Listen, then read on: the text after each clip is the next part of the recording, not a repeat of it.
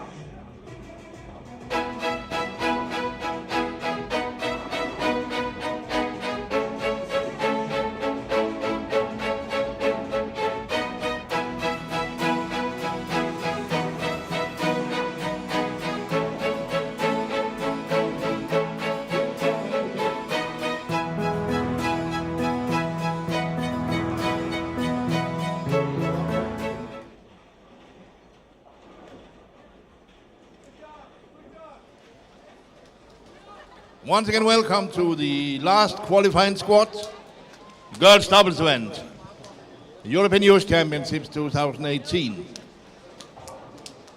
Moving to left, to right. 6 games in front of you. We're ready. Good luck.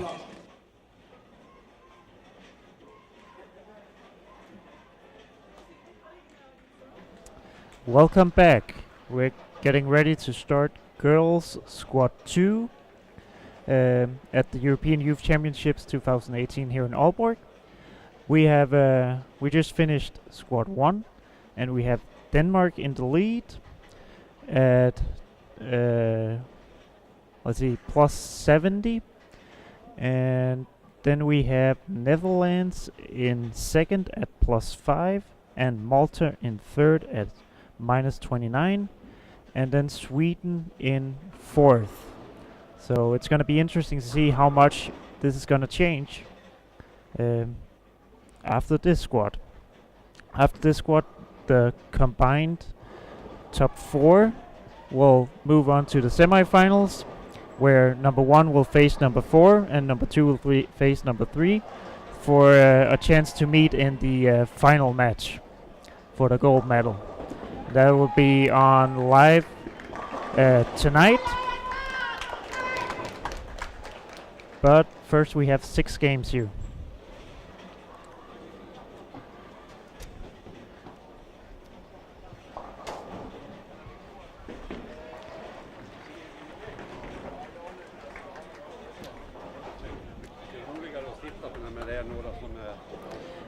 This squad again, we have a lot of good.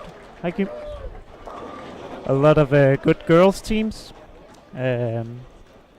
Obviously, some of the favorites are going to be Sweden, Denmark, England, and but as we saw last time, we had a surprise in Malta, sitting in third right now, and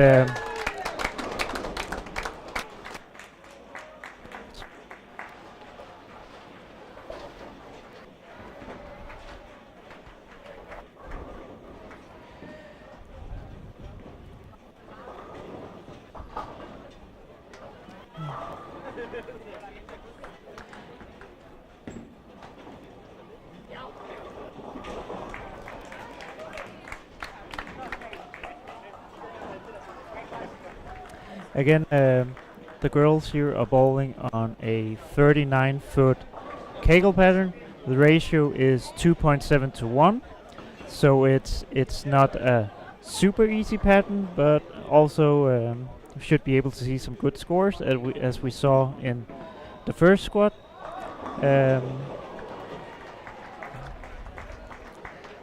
Looks like from what we saw earlier today that in the beginning the best solution to lanes is playing him fairly far right, fairly straight.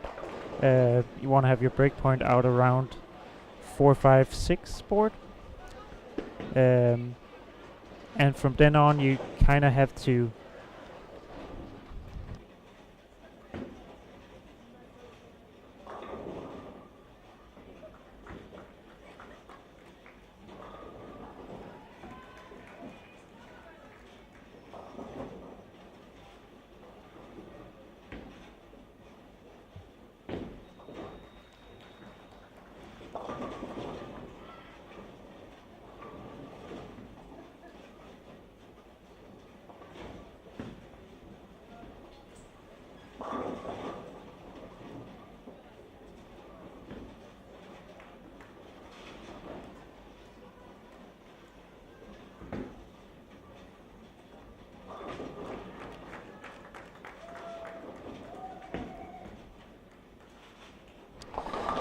sorry for the interruption, I just ran out of battery, so all set again. And as I was saying, the pattern is 39 feet, 2.7 to 1 ratio, so it's not super difficult, but not super easy either. So I think we should be seeing some decent scores, but the girls here definitely have to earn their scores. Um, Here, the first game looks like the best solution is playing pretty far right. You want to have your breakpoint out around the fifth board, going pretty straight with fairly smooth ball to control the change of direction. From then on, it's you have to move a little left. I think both with your feet and your breakpoint,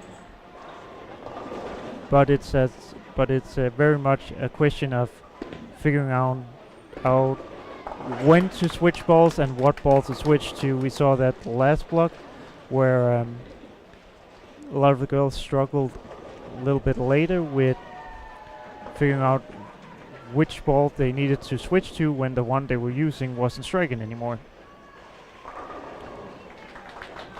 So let's see if what kind of advice the coaches have given their players for this squad.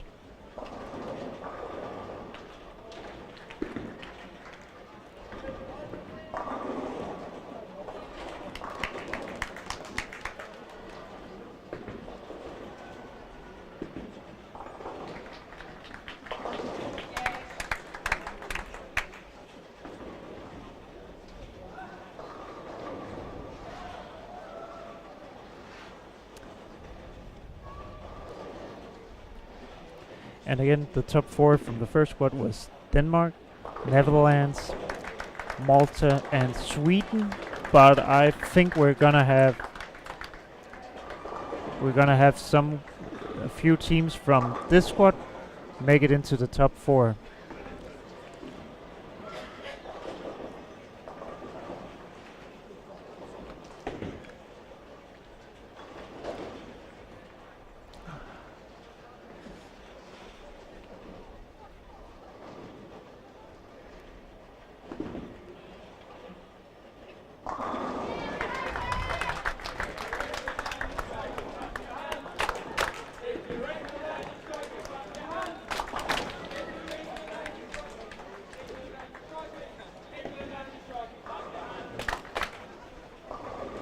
Early on here, I'm trying to watch England a little bit. They're up on 15-16. England's first double didn't have the they looks like they're fairly close to being lined up, and both of them throw it pretty well, so hopefully they can get a good score here. And it's always fun to hear the English supporters when the players are striking, so hopefully they'll put on a good show here.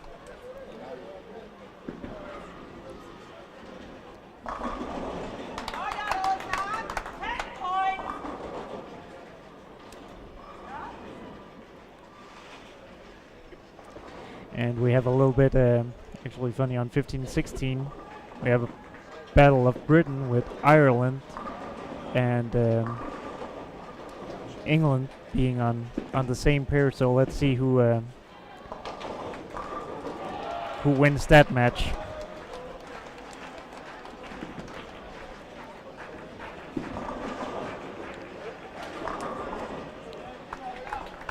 Watching England ball here, the first couple frames, it looks like they're kind of in the same area as the Danish girls were from the beginning.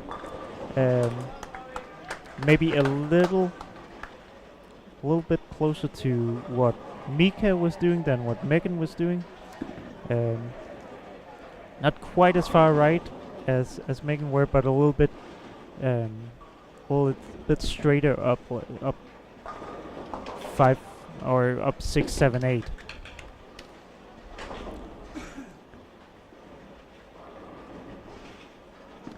But again, throwing those stronger, earlier, smoother balls. So looks like most of the girls are starting to figure out what's the right thing to do.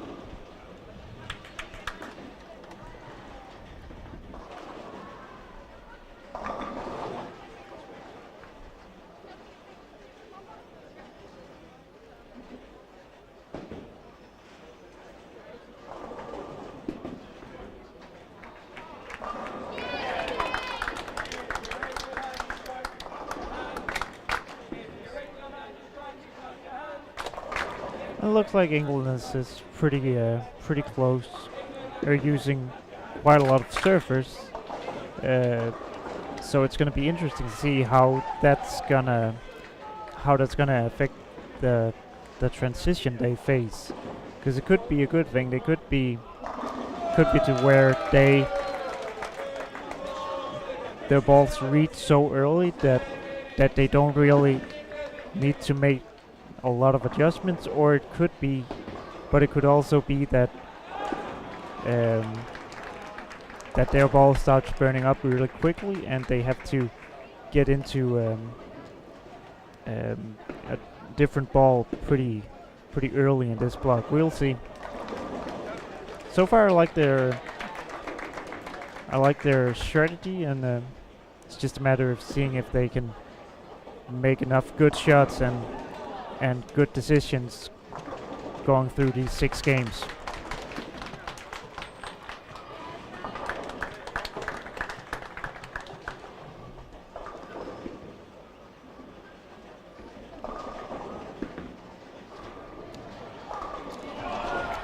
A little bit further down we have Sweden bowling. They're off to a pretty decent start on 11 and 12. A couple opens, but also some doubles. So good start for Sweden here.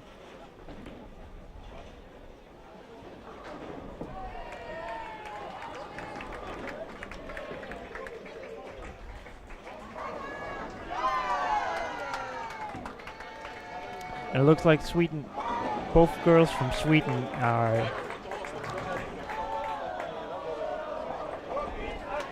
have a little more rip rate and a little more speed than a lot of the other girls in the field here,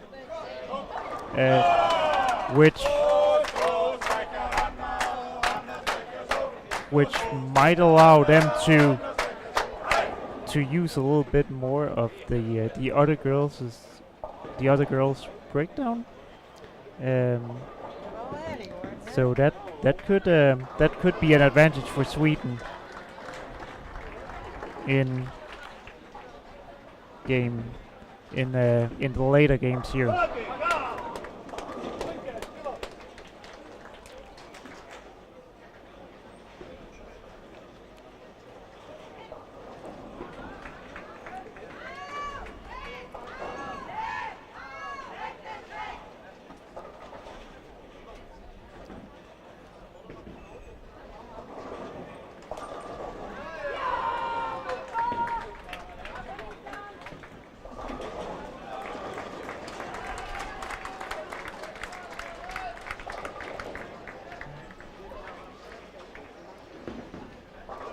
We also have, on this end, we also have Turkey and Belgium. It's nice to see Turkey starting to participate more in the championships, and certainly I always enjoyed going to both Ankara and Istanbul when they had European Tour tournaments there. So seeing the Turkish players come out here and improve and get better is really great. I just had Stone 8 to break up a 4 to end a string of 4 strikes for Judith Freeman from Sweden. But again, I think the Swedish girls looks like they're lined up really well. So I'm expecting that they get up to a good start here in this block.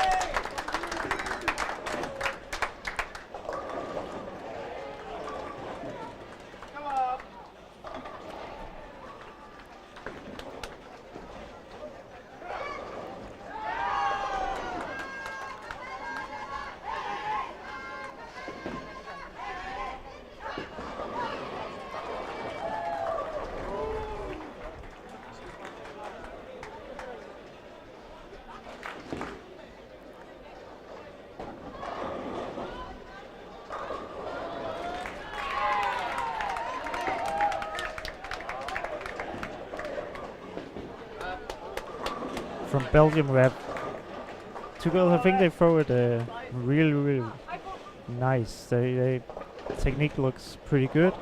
Unfortunately, I haven't gotten off to that great of a start.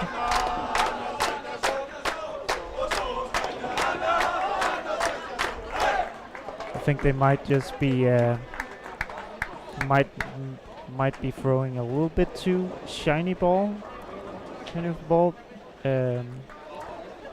Hopefully they can figure it out and make some good adjustments here.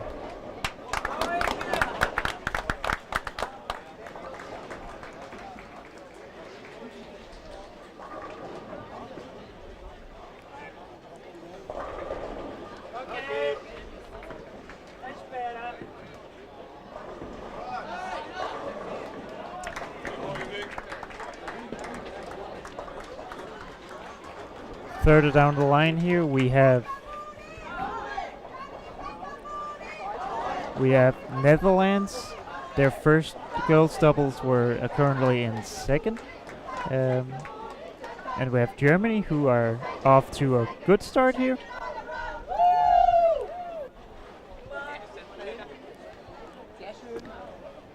Then we have Finland and Norway. Norway is actually off to a really good start. Sofia Hulstedt has a chance to shoot 260 here.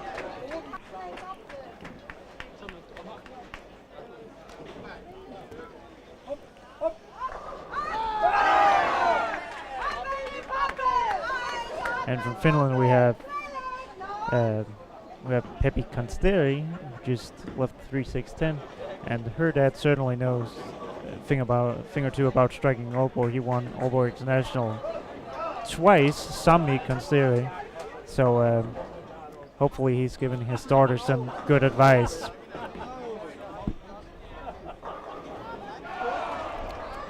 And then on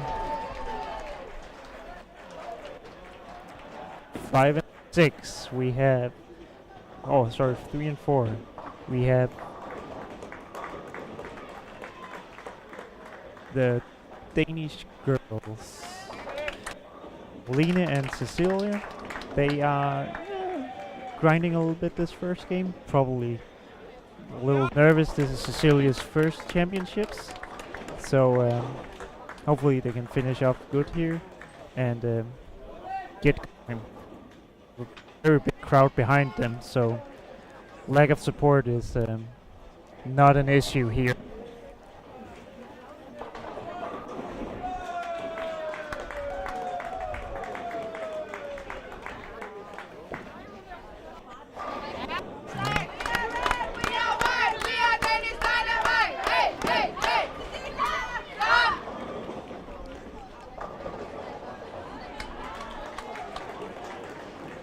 And we see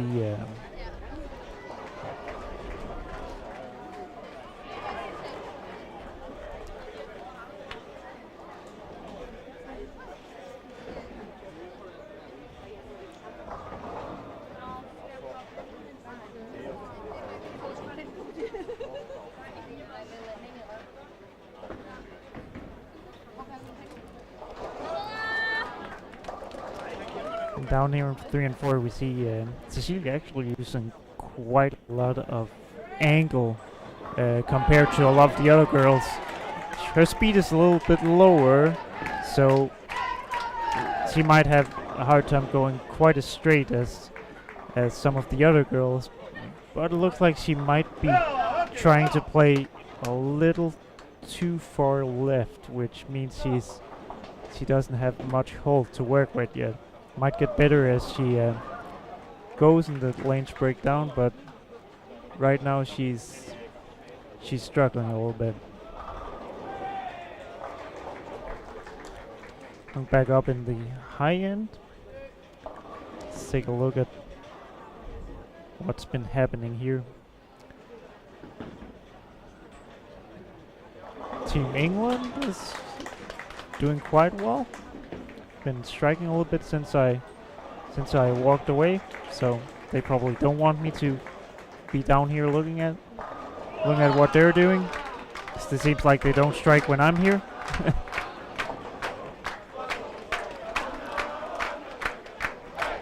Sweden looking for a good game chance at 2-0 and 247 for Sweden.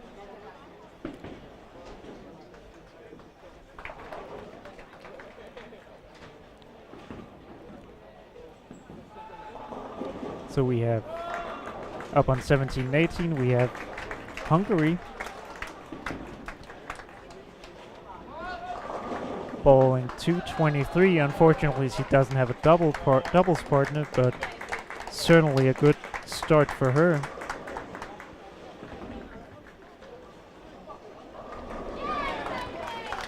And a strike for Sophie from England.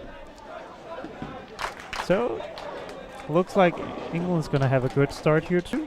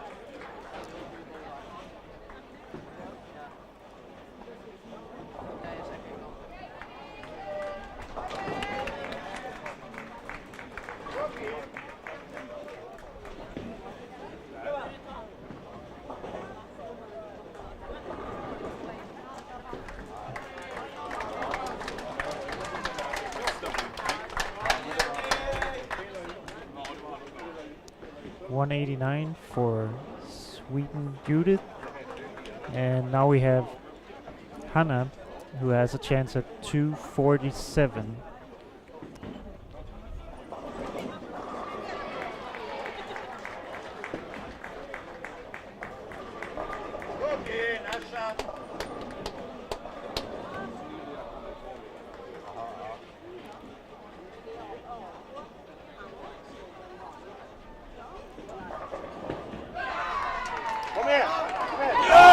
And she strikes.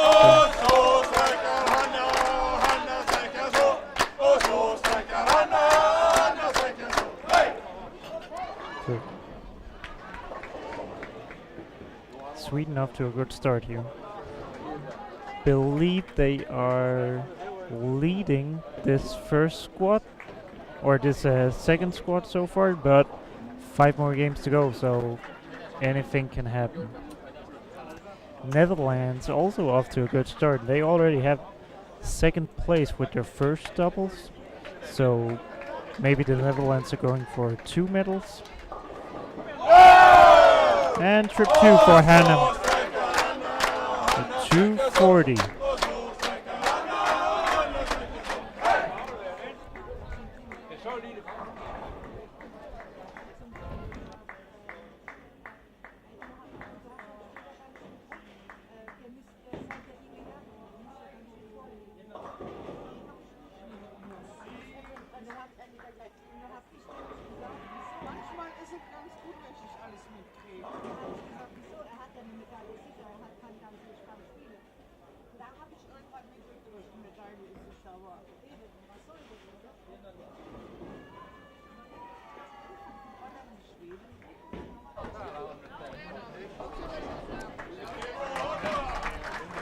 So it looks like we're gonna have Sweden in the lead here for the first game, and then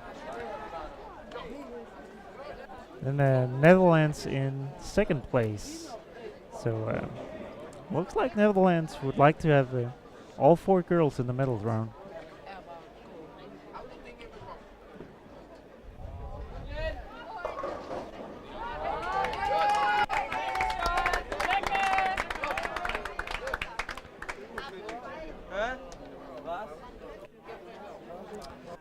So now we just wait for the girls to move pairs and we'll get game 2 going.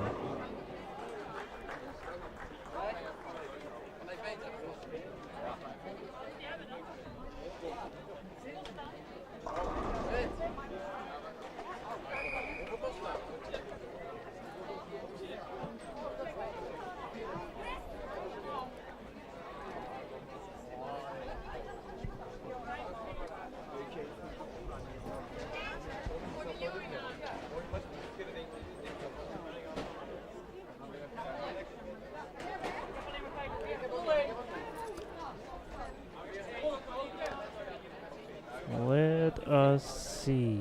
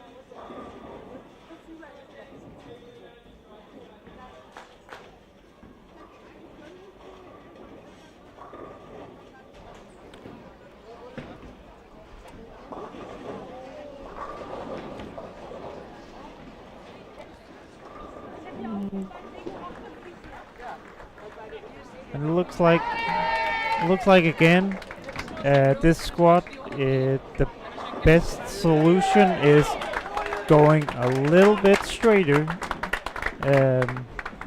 early on, but still playing pretty far right. We want to be out around that 5-7 board at the break point and going pretty straight up at it. Some of the girls that are using a little bit more angle are struggling here early on, but let's see what happens when we get a little further along.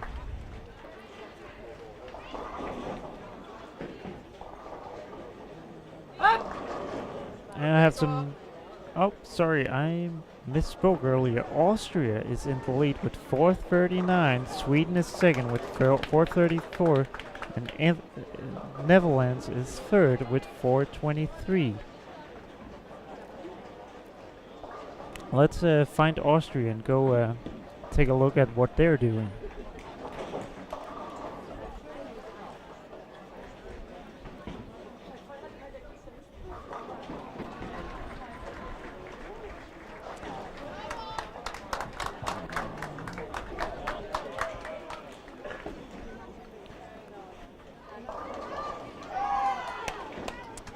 Austria is down on 1 and 2.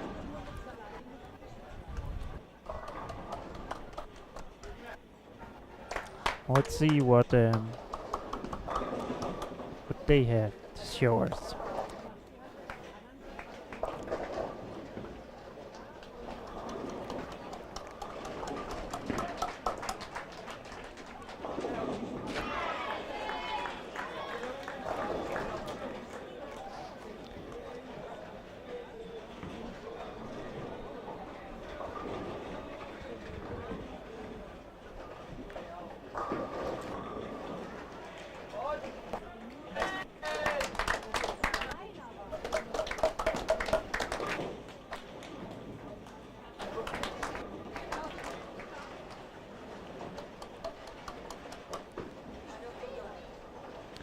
But some pretty good scores from a handful of teams here in squad 2.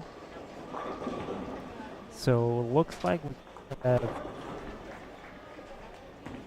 we could 2 or 3 new teams go into the medal round. I think the 2 Danish girls, Megan and Mika, posted a high enough score to where they're gonna make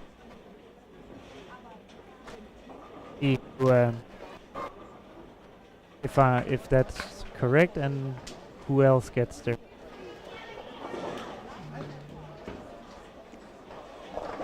Austria has nice, especially shot 247 the game and started with a double this game. Throws very well. Good speed, good hand. Looks like she's fairly straight from out, crossing about probably like around 10 at the arrows, going out to 6-7. It looks like that's the good spot to be in this squad.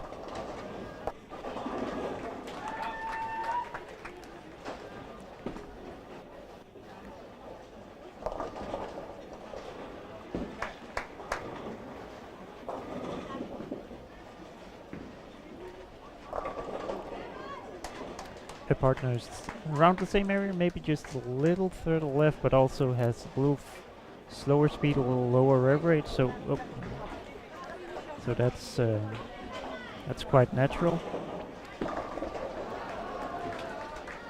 Definitely looks like Austria is has come to play this squad. And I don't know when the last time was that Austria won a medal in girl competition at a European Championship, but I think it's been quite a few years, so let's see if they can do it this year. Oh, fell off her shot, but still went dead flush.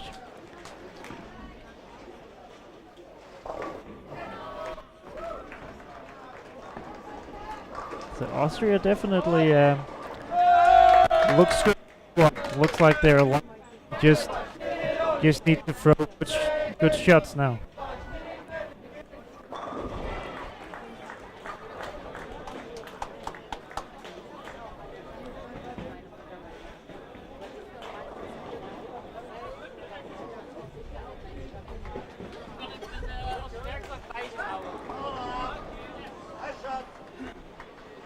So I'll go up here and watch Sweden a little bit.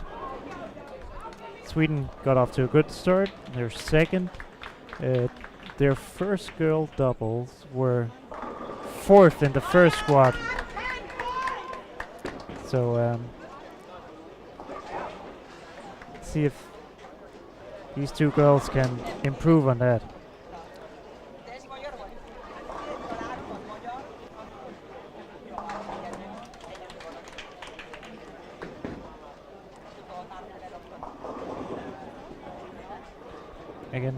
Again, like in the first squad, we see that when the players move from their first pair in game 1 to game 2, they have to make. Seems like there was a fairly big difference, so they have to make a lot of make some adjustments going through that, and then it can be a little bit tricky. I'm watching the Swedes here. Haven't watched much, but it looks like they've already started making ball changes. So they might be seeing a little bit of what we saw in the first squad, where as they move pairs, they have to move a little further left and get into balls that kind of respond a little bit more, make a little bit more of a move down on the back, and I'm sure that the Swedish coaches told Hannah and Judith that from the first squad, and they are prepared for when that happens.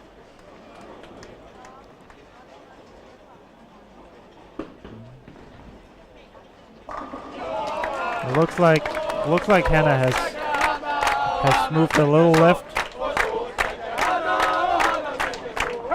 probably trying to get away from a little bit of the hang that might be on that pair.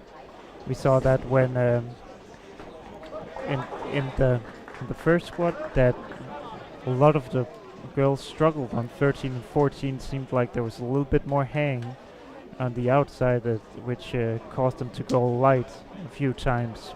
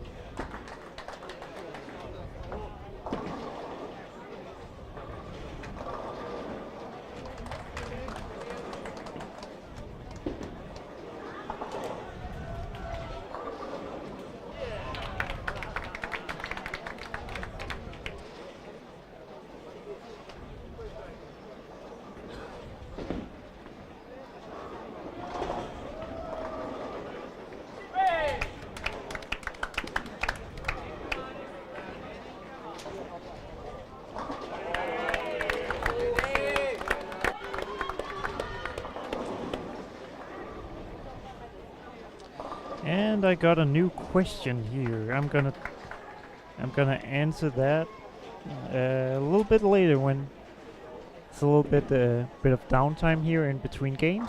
So I'm gonna answer a new question there. Let's see here. Sweden. We have Anna, who has a chance for a double. Definitely see that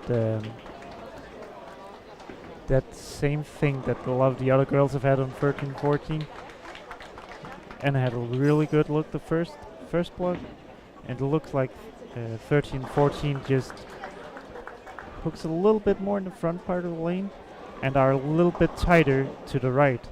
So what that does is the ball loses energy, and when it hits the pocket, it has a hard time getting the 10 to fall, and if they miss right, it has a hard time hooking back. So what they probably need to do is maybe go to a little bit cleaner ball and move a little left to get away from that hang to the right.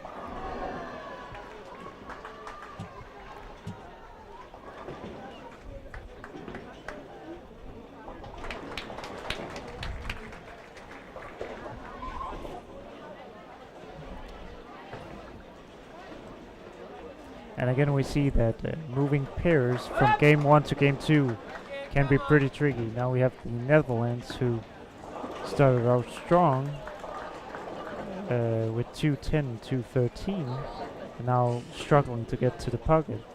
And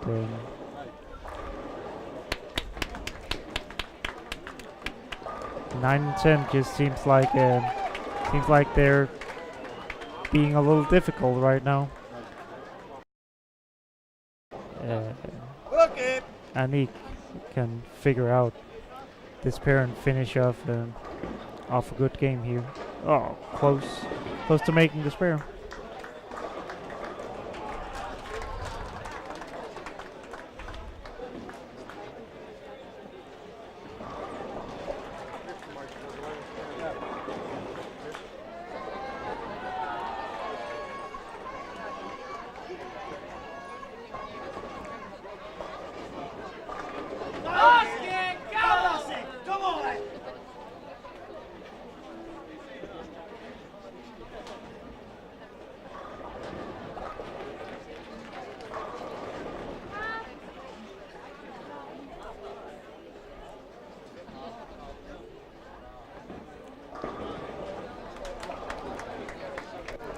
And we see Netherlands really struggling now. They're starting to throw some bad shots too, which probably is because they're not quite sure what their ball is doing and what they need to do. Hopefully they can make some good adjustments here and get back on track.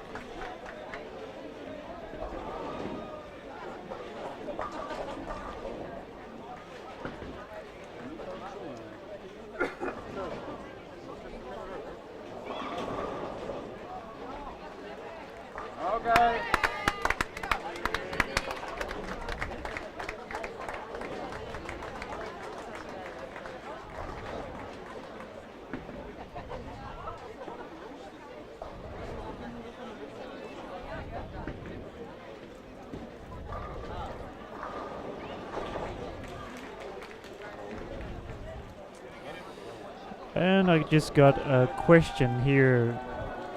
What do you think caused the big difference between squad 1 and 2 yesterday? That's a hard question. I didn't have a chance to watch too much of the play yesterday,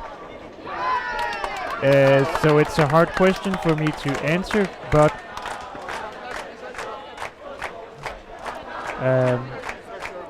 But there's a lot of things that could go into that. The lanes could play a little bit different if, for some reason, they got a little. Normally, what happens when they keep re-oiling and re-oiling, the pattern starts playing a little bit flatter. The fronts start to hook a little bit more, and they get a little tighter down lane. So, if that meant that the outside hooked a little bit less, and the inside hooked a little bit more, they could very well have had a little bit less room to work with, which would of course translate into lower scores. Then if I don't know what the field was, but if the field also started, because of that, if the field started too far to the left, they didn't break down properly, and again, that leads to lower scores. So I would think it would be something like that, and that difference that can be from squad to squad how they play aren't because anyone tried to do something different or the lane man put down a different pattern or something. It's just a difference between temperature and humidity in the ball tender and the lanes being oiled over and over again. So and then the thing with championships here, you always have, of course, some players, some teams are better than others, and if yesterday the most countries decided to have their best doubles in the first squad, well then maybe there were less of the favorite teams in squad 2 and less teams that could shoot that big of a score they needed for top 4 spot. So it's hard to say, but it's definitely it's going to be interesting to see today if we see the same trend. There's definitely some good good teams in this squad, so I expect to see some pretty good scores here from the girls.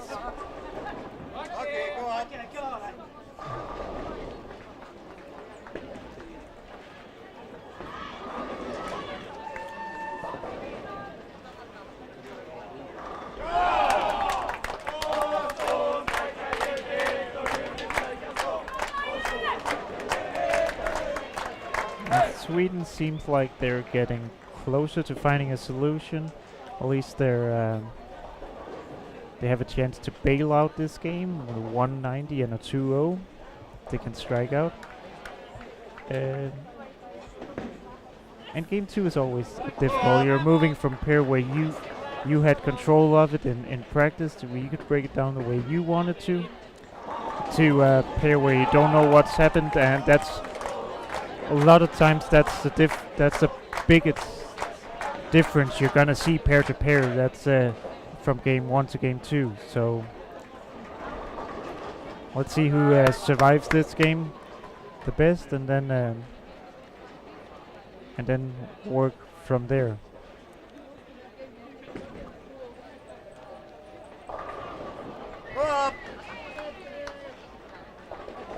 The Netherlands are really struggling this game. They definitely need to make some changes for game 3 to get back on track here. To me, it just looks like I think the first bowler from Netherlands, Bianca, is in the right part of the lane. I think she's just using too much axis rotation to angle her on the back end. You would probably need to go to move the ball or get her hand more up the back of it, while their second bowler just looked like a little too far left. If you could parallel everything a few boards to the right, I think she would be fine. Down on 1 and 2, we have Austria with a 171 and a chance at 255 for Jacqueline Vitura. And 10 pin first shot, so with a spare she's gonna shoot 230. It's another game over 400 for the Austrian team. So Austria seems to be sticking around.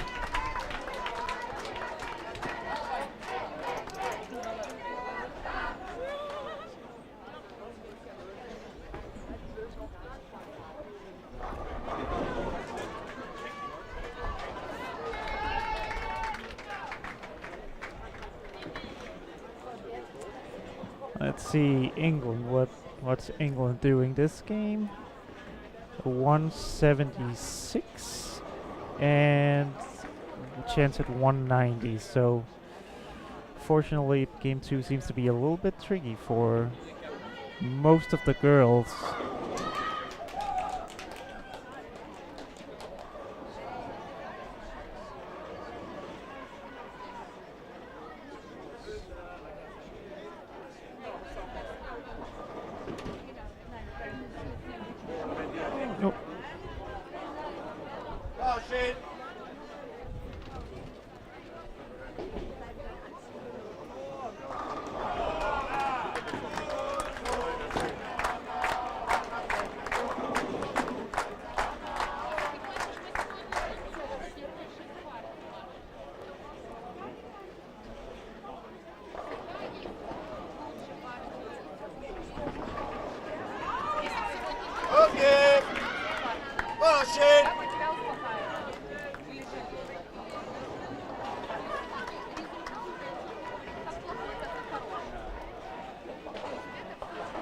Again, I think the cut score for the girls here for top 4 is going to be right around par, right around 2400.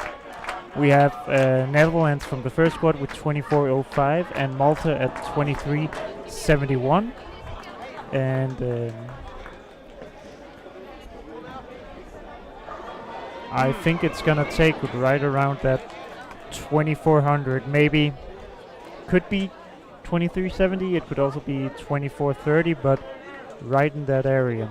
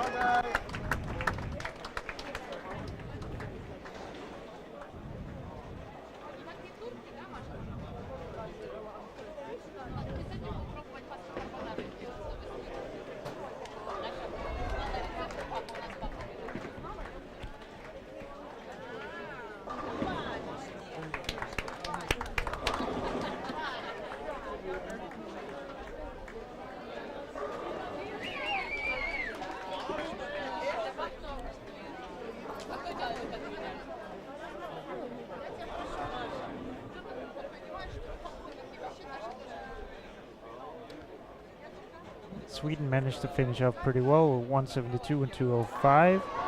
So they are sitting at 811.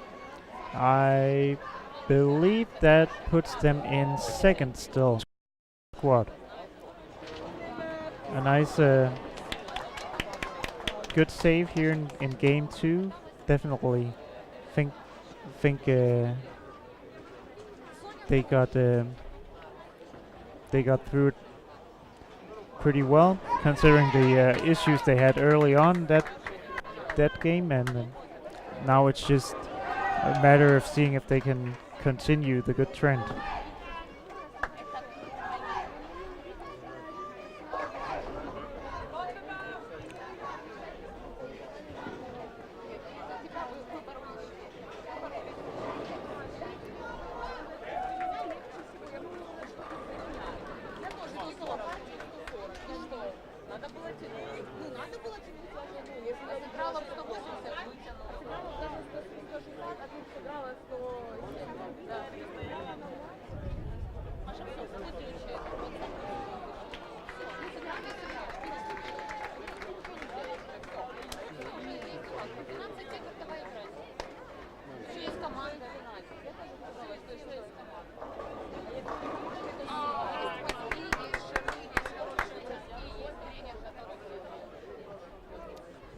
So just waiting for the last couple teams to finish up here, and then we'll move into game 3.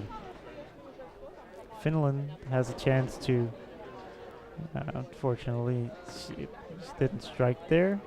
Had a chance to shoot about 400 with a spare and a double in the 10th. So they didn't have the best first game, but shooting 390, 400 here in game 2 is not that bad of a score. Scores are pretty low here in game 2.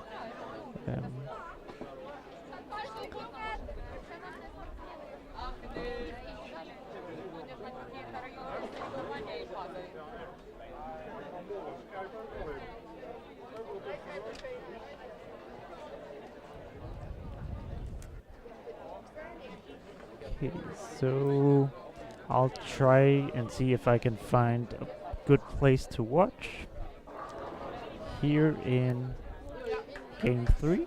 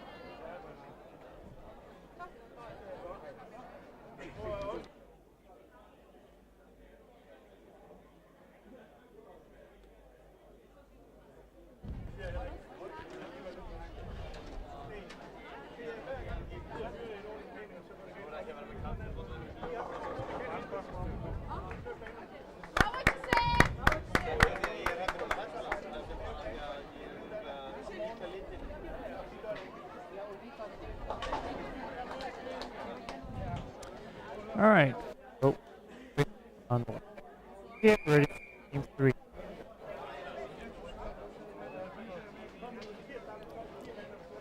Four games more to go, and now's the time to put your foot on the speeder and get going.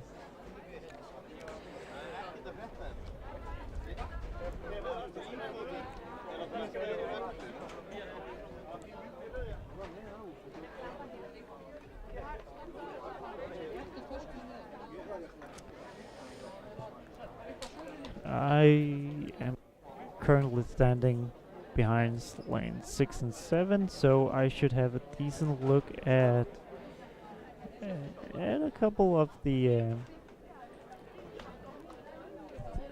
good teams here. I'm gonna spend a little time behind the Danish team right now, just to see what they're doing and if they can make a little run. They're currently at 711 at minus 89, so they probably need a couple good games here to get back in contention, but certainly not out of it. So far, Austria is still in the lead with 843, Sweden is at second with 811, and Germany is third with 778. So out of the gate here, scores are a little bit lower than the first squad,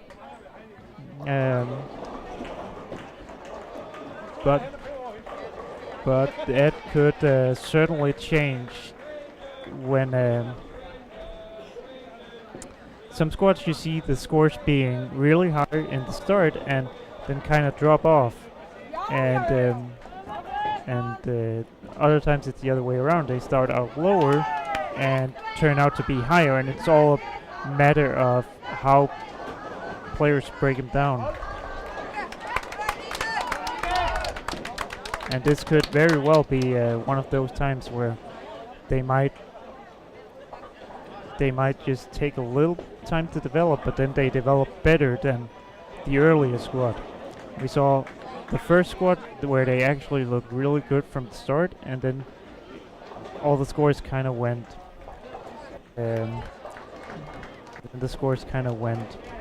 down towards the end, and we could see, if we see something similar this squad, well then there's probably gonna be 3 or even 4 teams that make the middle round from the first squad. But if we see the scores kind of go up during the games here, then this squad 2 here could end up being the highest scoring of the two.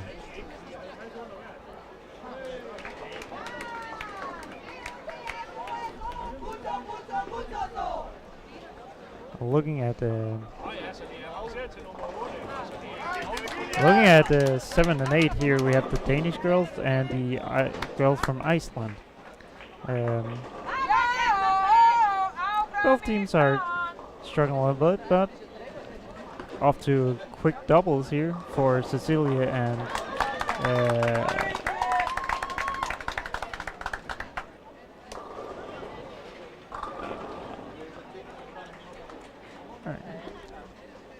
look like both Cecilia and Lena just got a double too, have been making some ball changes, and Lena has switched to much shinier, much weaker ball, and seems like she's going, I don't think she's really moved her feet much, but it looks like she's just trying to go a little straighter through the front, so she's not trying to get the ball quite as far right as she was early on. Cecilia has gone to a cleaner ball, but still a smooth ball, and looks like she's actually moved a little bit right. Not trying to hook the ball as much, but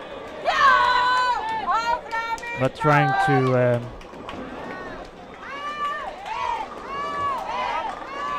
definitely look like both of them have a good look right now. it's not unusual up here in Aalborg to see a difference between 7 and 8, being that lane 8 hooks a little more and hooks a little more consistently than lane 7, and we saw Cecilia go light in the second frame for a strike on lane 7, so lane 7 might be a little bit tighter. And it's going to be interesting to see when she gets over there in the fourth frame if she makes a move, or and also see Lena's ball pick up stronger on lane 8. So definitely looks like lane 8 has a little more mid lane and a little more consistent hook than lane 7.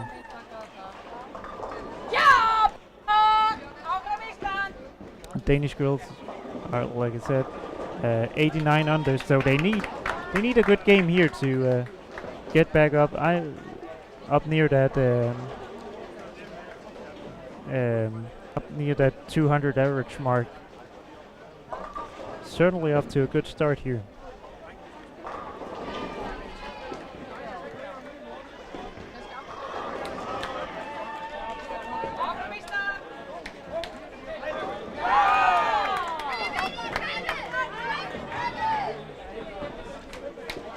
See Cecilia, and that was missed left and 3-9.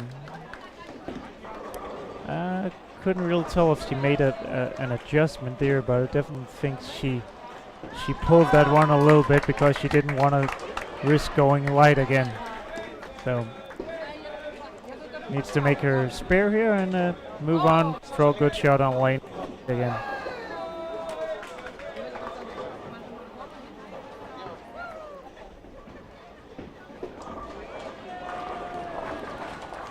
See who else we have. Cecilia makes the spare. We have Germany on lane 3 too. Off to a pretty good start this game, and Germany was also close to the top in third with 778. So Germany with a couple good games here can certainly make a charge too.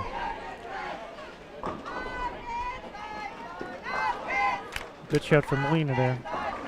Little left off the other one, but that's the lane 7 is the right lane to move to this left on, tighter of the two lanes, so gonna have a little bit more hold.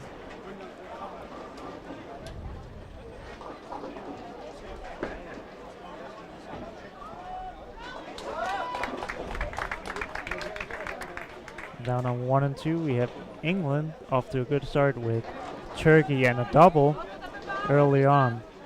England was also off to a decent start the first two games. So if they keep striking here, they could certainly make a move up the standings too.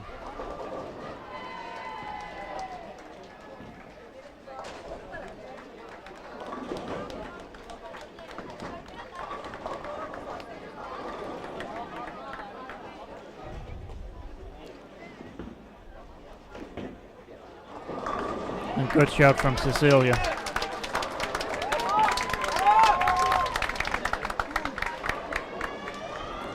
Definitely looks like lane 8 is the better of the two for the two Danish girls.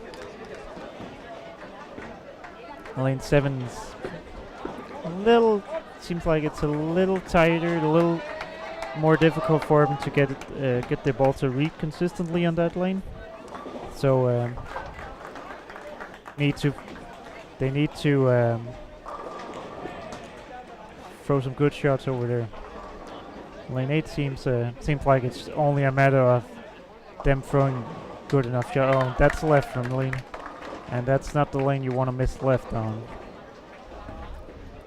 3-10 split. Fortunately, not a difficult spare.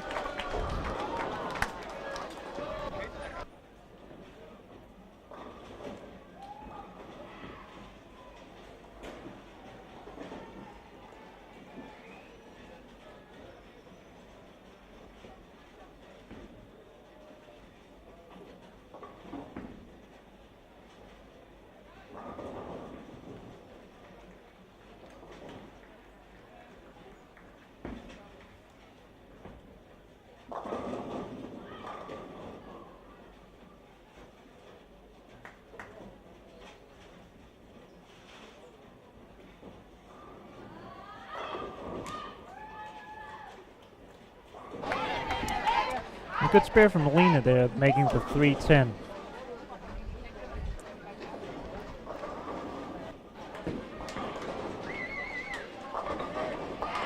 England with one more strike, so seems like game 2 was a transition game for the girls here, where they had to. Lanes played a little different than their first game. They had to make some changes, but also seems like that towards the end of game 2, they figured out those changes, and now they're pretty well lined up again here in game 3. So I expect the scores to start going up a little bit here.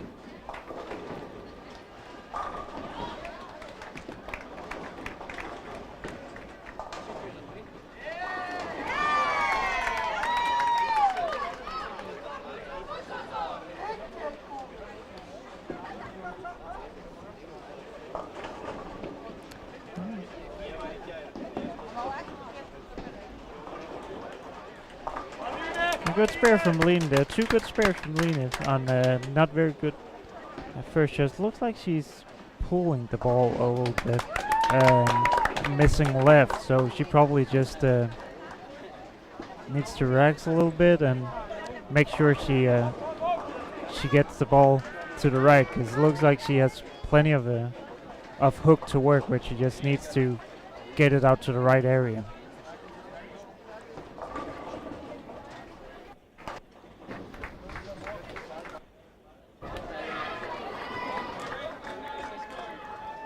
Another strike for England. Their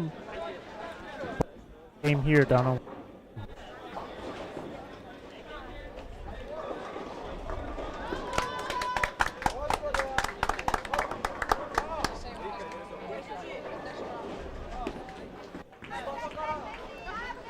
Let's see Cecilia here on lane 8. This is the good lane for the two girls. It has a little more mid lane, and a little more hook. And that was a little left. Looked like she got it. I don't know if she may have walked a little more left, but everything looked a little left on that shot. It skidded a little bit too far and left the 10 pin, but still close, easy spare here. A good spare for Cecilia and the two Danish girls. Certainly giving themselves a chance here. Two not so good games to start.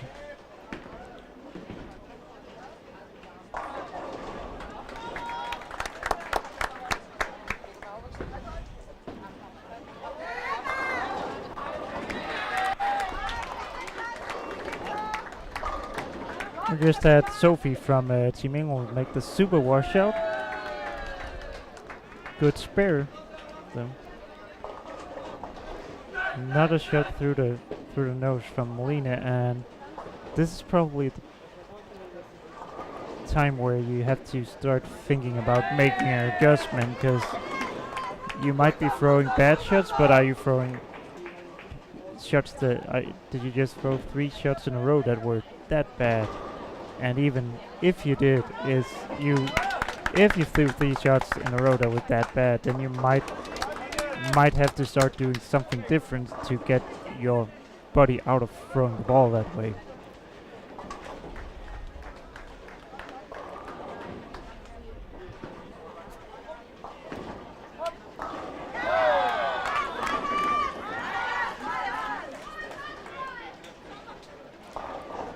Let's see, you have Germany on 3 and 4, and they are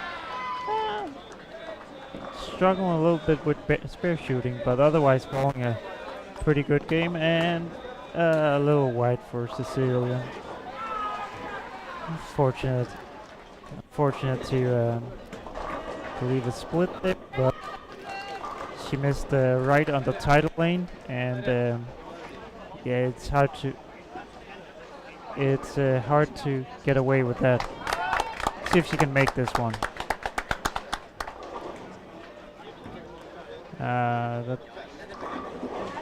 No, fortunately not. Still got a chance at a 2:30 game.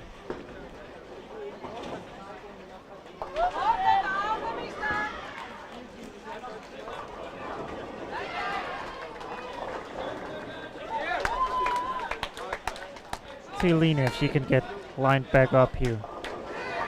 Look like she moved a little left. Got it right.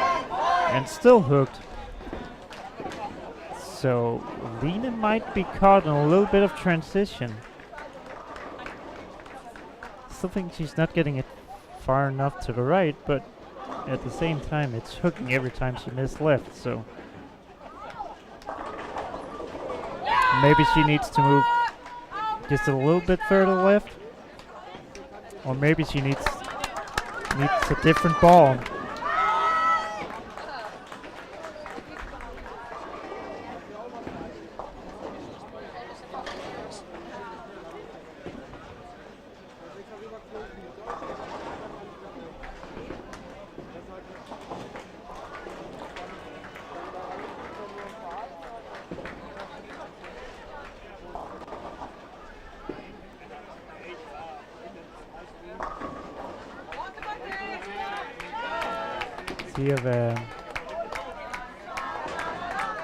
There's a bit of shot from Cecilia.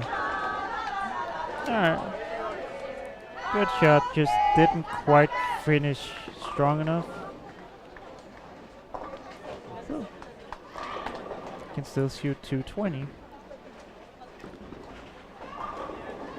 Two Danish girls certainly bowling a better game here than the first two, giving themselves a chance to get in the run for top 4.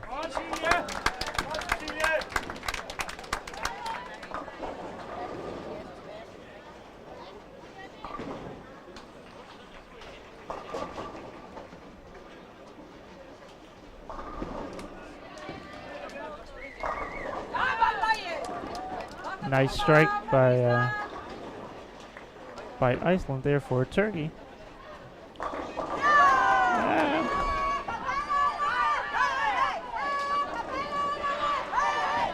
It was closer for Lena. Only a 4-pin this time.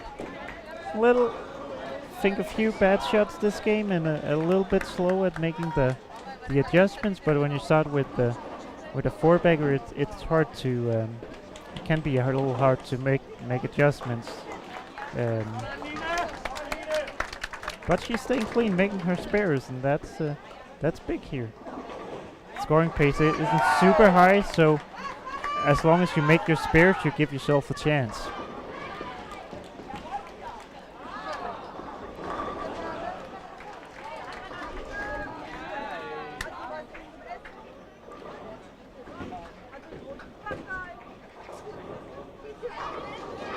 England bowling is still bowling a good game. Germany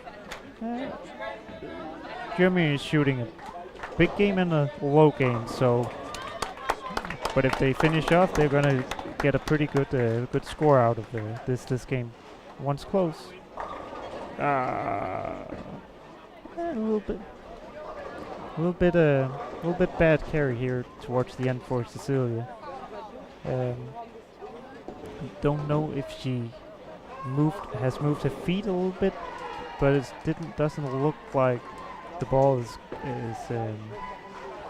reading the lane quite as easy as it was early on in the game. So let's see if when she makes this, try a different ball for on the fill shot, and to see a different reaction going into the last 3 games.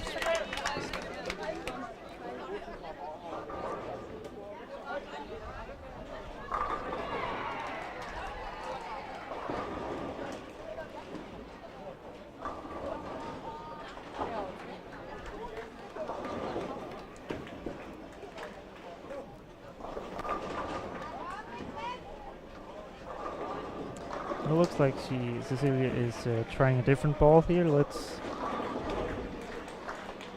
see what she sees. Certainly a different ball.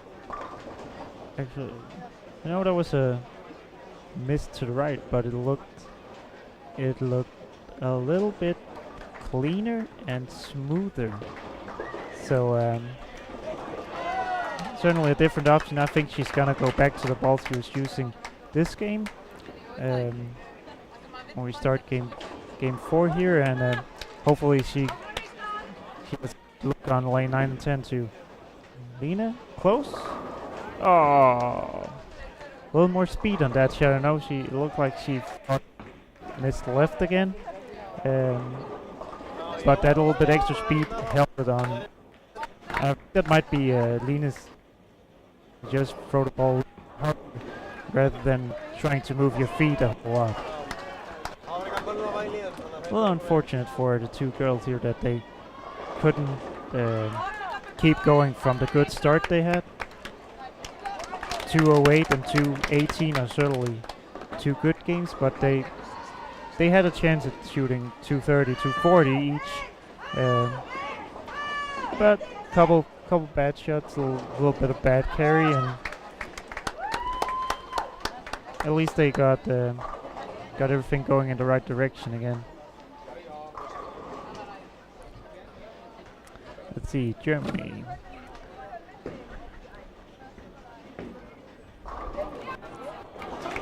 Germany and England. England opening in the 10th frame for 212, so they are gonna shoot right around 400 for 410.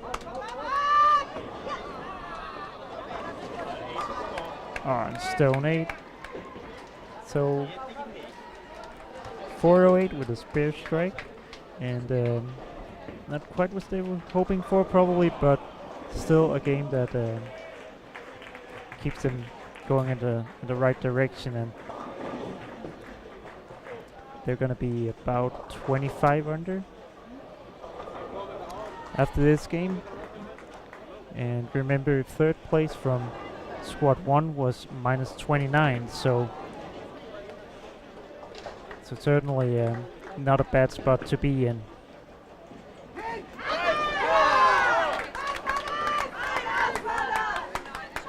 Germany 230 chance here from Franziska.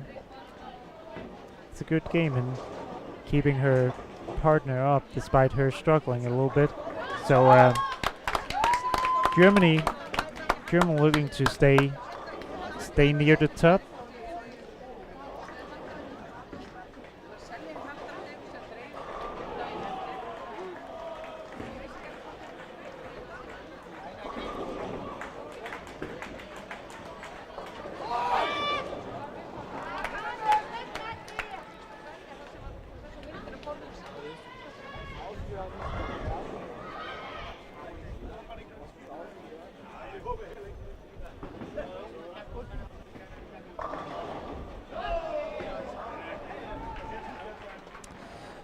Up in the high end, finish off here, we have the Netherlands on 208 and 162, which unfortunately isn't going to help them that much after a bad second game. Ireland bowling a good game this game, 207, 221. They got off to a little bit of a slow start, but if they can keep this up, shooting 420, 430 every game from now on, they sure is gonna have a chance.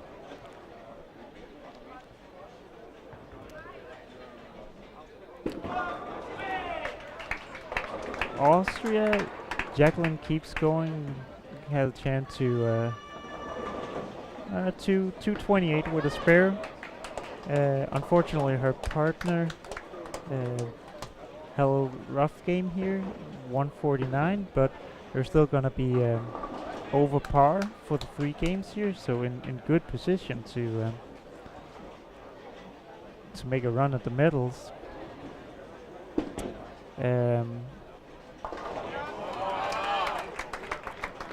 Sweden shot 213 and 199, so they picked up a few pins on that 200 average, and are gonna be in. They're gonna be pretty much tied with Austria for first in this squad. Russia also bowled a good game, 195, 203, sitting at 1139. So basically only need one big game where both girls shoot game of 460, 470, and they're right up there in the top of this field again.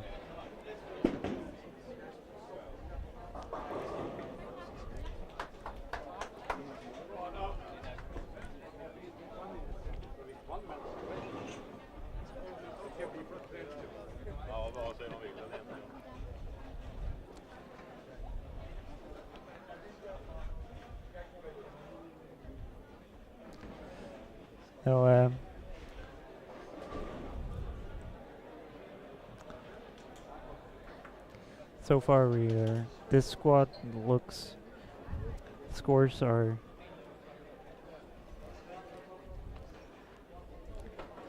not high, but they're not low either. It just seems like everybody's trying to kind of figure out what's gonna happen with the transition, and really the only one that seems to have like a really good look is Jacqueline Vitura from Austria.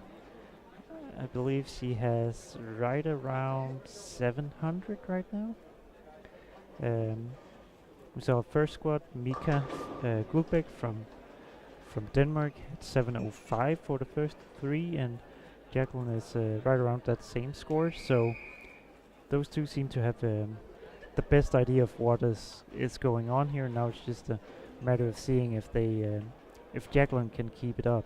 We saw Mika running into a little bit of trouble when the balls he was throwing got a little too slow, a little too early, because a little too much friction on the lanes, and she had to make some ball changes, and she hesitated a little bit with making a ball change, and then had to figure out which was the right one, and then which adjustments to make when she got into the right ball. Let's see what Jacqueline's gonna do here, and hopefully she keeps up with the striking, and can help her partner get back on track after a rough third game here. While we wait for the girls to start bowling again, I got a question earlier today about what my best memories from the European Youth from my own European Youth Championships were, and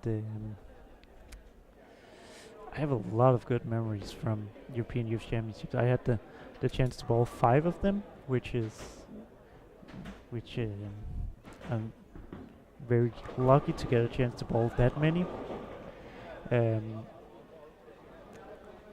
And I think obviously my two greatest moments for me was winning the gold medal in all events twice, and in 2005 and 2008. Especially the one in 2008 meant it's very clear in my mind because it was extremely close, and I doubled in the 10th frame of the last game to win. I think that's something I remember very clear in my mind. But I have a lot of good memories. Had a lot of fun times with our teams. So definitely a great experience to bowl in these championships. No matter if you win or lose. I'd say that another great memory I have was from being in my first championships back in 2004. I didn't bowl very well, but just being there, seeing the intensity from the players in the middle, or when they were bowling for medals, and the guys that won, and watching those guys be up on the podium receiving their medals, and singing their national anthem. That was really good. That was my first introduction to that, and that was very happy that the year after I was able to be on top of that podium and receive and be singing the Danish national anthem. So those are probably my some of my best memories from European Youth Championships.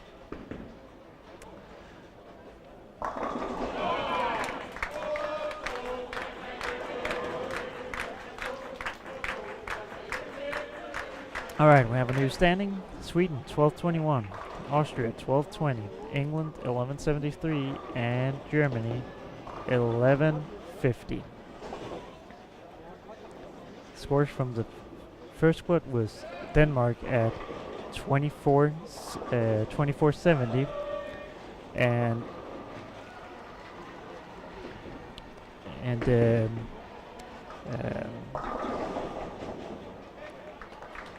Netherlands at 2405. So, and then Malta at 2371. So if you can stay around that 198 200 average, looks like you're have a good chance at making the finals.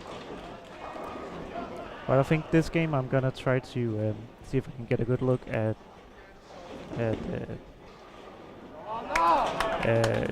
Jacqueline Ventura from Austria and her partner, to see what they're doing and why Jacqueline is striking that much. They're on 15-16 right now. Unfortunately, Michelle is started with 2 opens.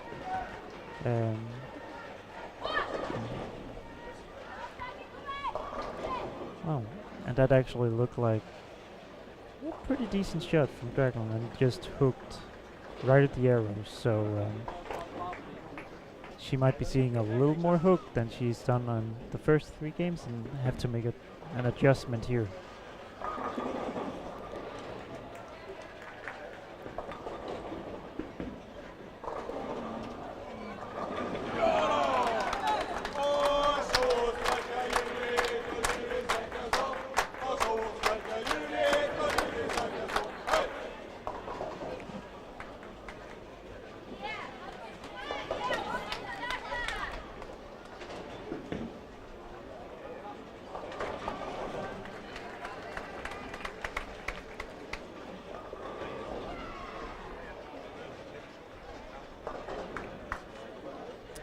Another good memory for me, actually, from was bowling.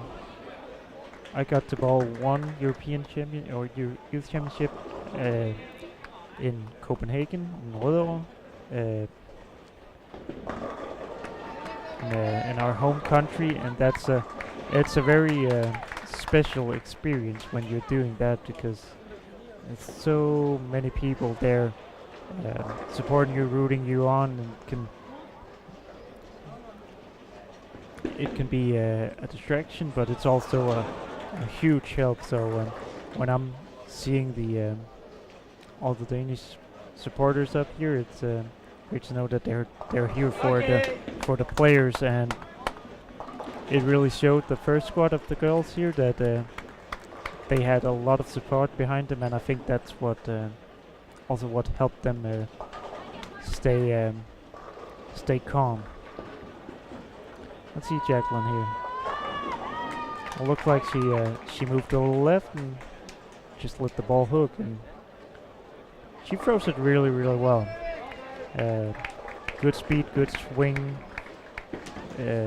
real good knee bend. She releases it well. A little more axis rotation.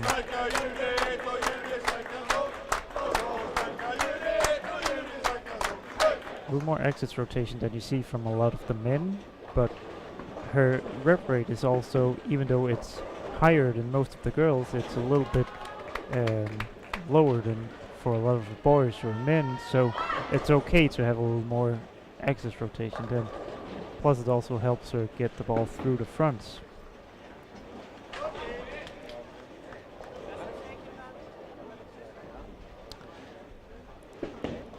Well, let's see, I haven't really seen Michelle throw it yet, but she just struck the last shot. And see if you can get a double here.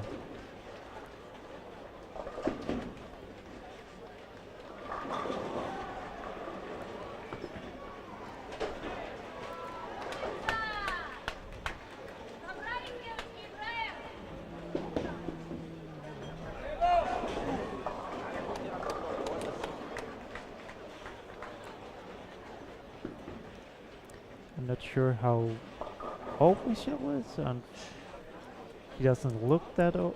She looks pretty young, but definitely some good tendencies in her game.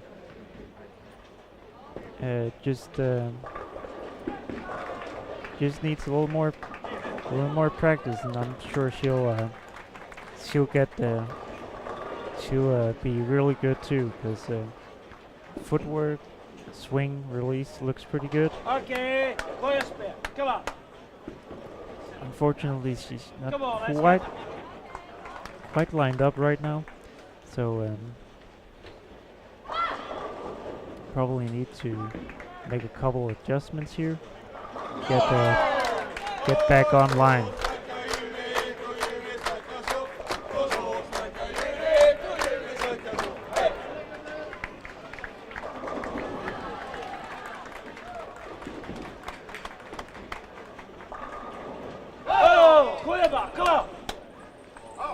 Come on, man.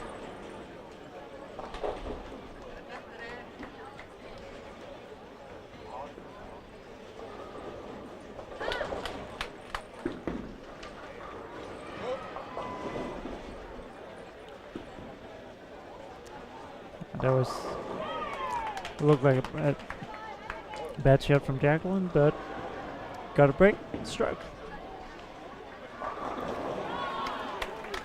I have to say, some of my best memories from European Youth Championships is also the social times you had with your team and the other countries, and that's something I think we had a lot of fun both on and off the lanes when I was trying to follow these youth championships, and that's definitely something I remember really, really well. Good shot from Michelle there. I would say she's doesn't look that bad. I think maybe she could move a little right with her feet and her break point. It looked like she might be just a little too far left to have any hold. If she got everything just parallel a little to the right, she might have a little more hold and a little more hook to the right. Oh. Alright.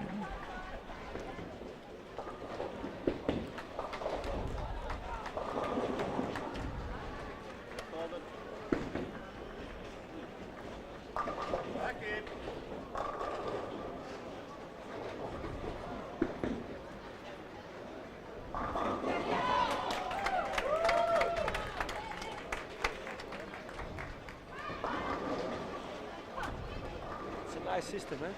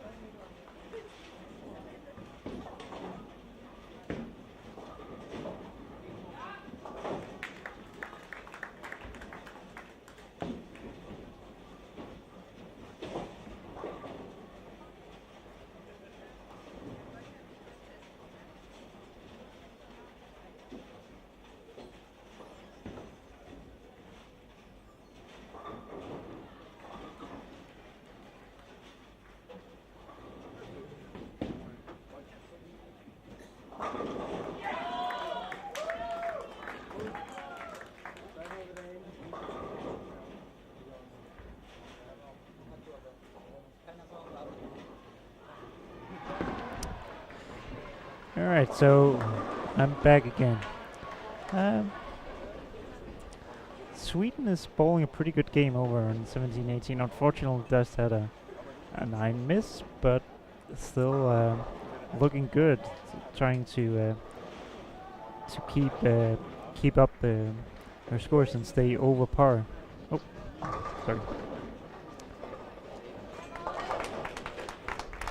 Good spare from Jacqueline there, but unfortunately they're kind of struggling this game. Need a couple doubles here to stay close to that 200 average mark, which is going to be, I think that's going to be right around the cut.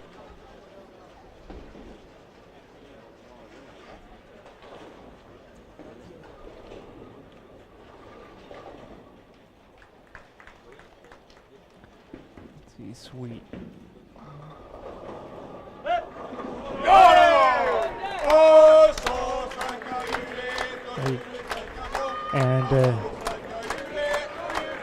And Judith from Sweden struck again. She has a 257 game possible here if she can strike out. So definitely Sweden seems like they came to play this squad and want to get one of those spots in the top 4.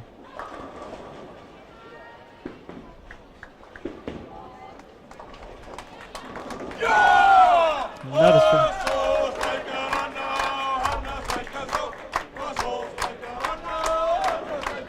Okay, come on, lad. It looks like What about?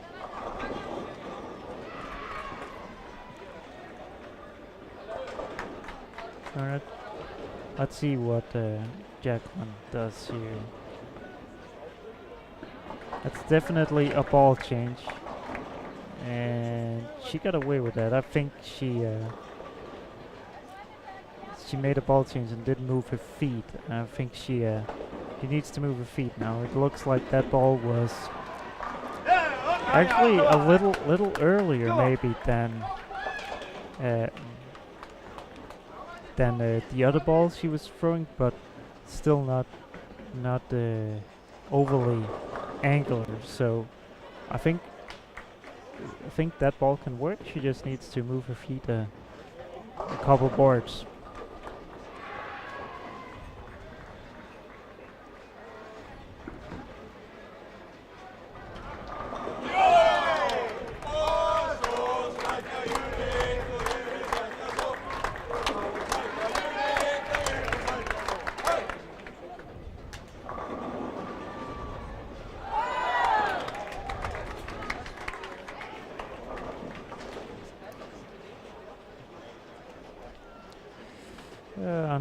Unfortunately, Michelle is struggling on this period now as a 2-4-10. Okay, Again, I think she's just too far left with her feet and target. If she would move everything a little to the right, I think she would have more space to the right and a little more hold.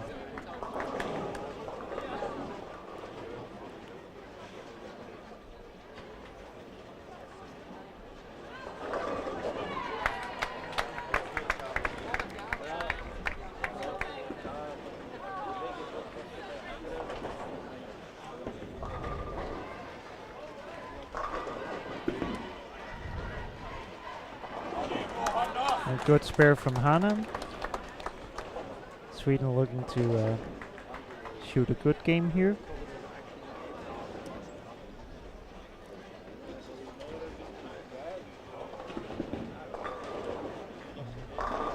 Definitely looked like a good ball change there. I think Jacqueline moved a couple boards to the left there, and that ball picked up early and kept going. So good ball change here. I expect her to start getting back on that strike train that she was on earlier.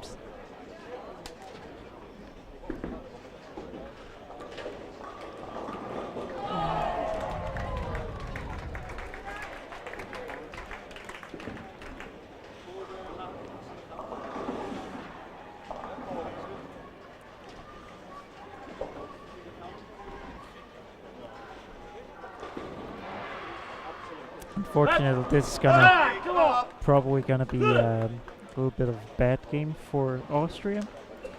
So they need a good finish here, and then to make 2 good games to finish off here.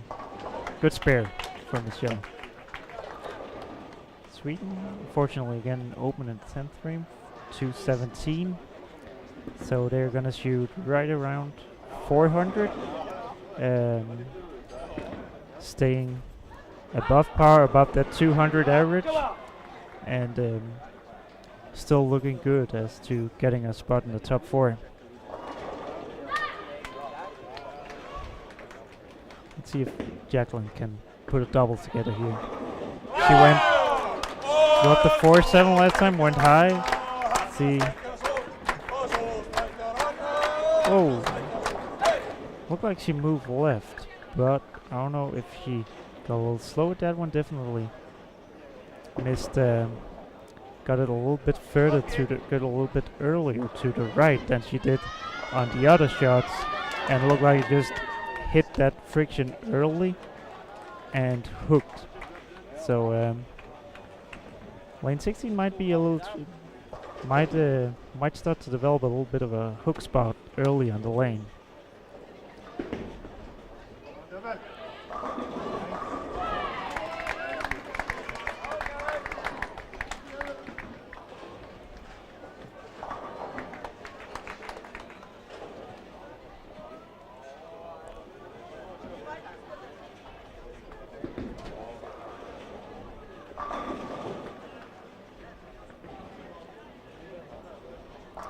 The 217 and 181 for Sweden, 398, and they're gonna be at plus 19 with 2 games to go. We just had player on lane 12 from Lithuania. She threw a little bit of bad shot, missed the head there to the right, but had a pin come up and knock down all 3 remaining pins for a strike. Not bad. Good strike from Michelle there.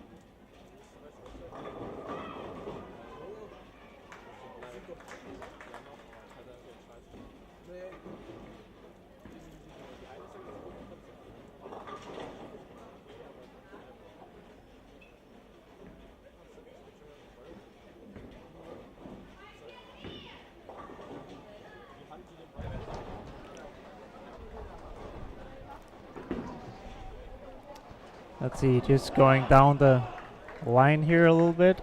Haven't been paying too close attention to the lower part of the center this game. We have Denmark 188, 182. So unfortunately they're 96 under now. They need two really good games to here. Probably need to shoot like 440, 440 the last 2 to have it at getting a medal, getting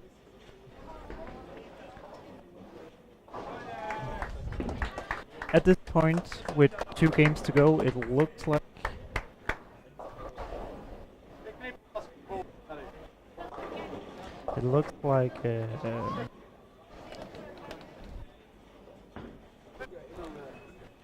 like Denmark 1 with Mika and Megan are gonna be safe for making the medal matches. Germany had 188 and 234, so they're at minus 28. So still very much in the running for top 4.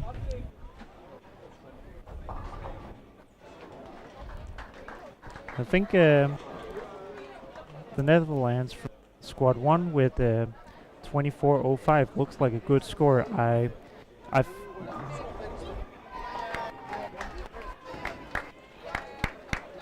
think that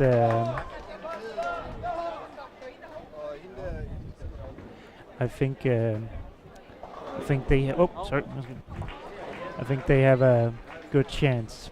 Well, let's see here. England's bowling a really good game, both looking at 220, 230 if they strike here. So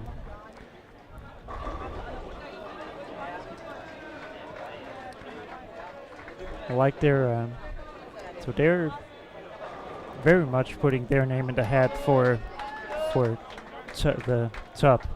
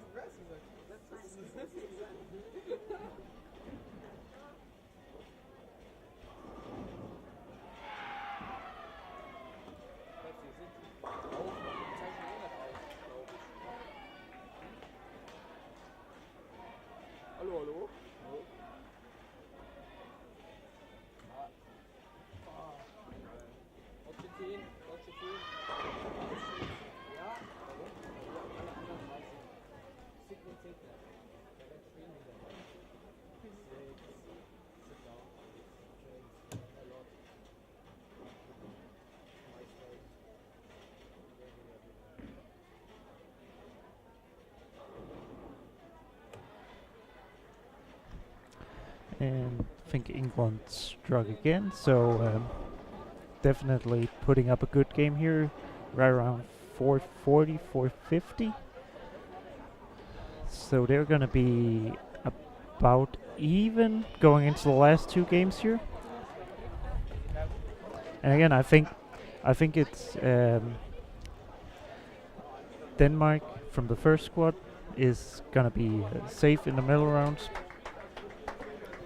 And I think Netherlands with 24 with a good chance of making it, but for sure nothing is certain yet.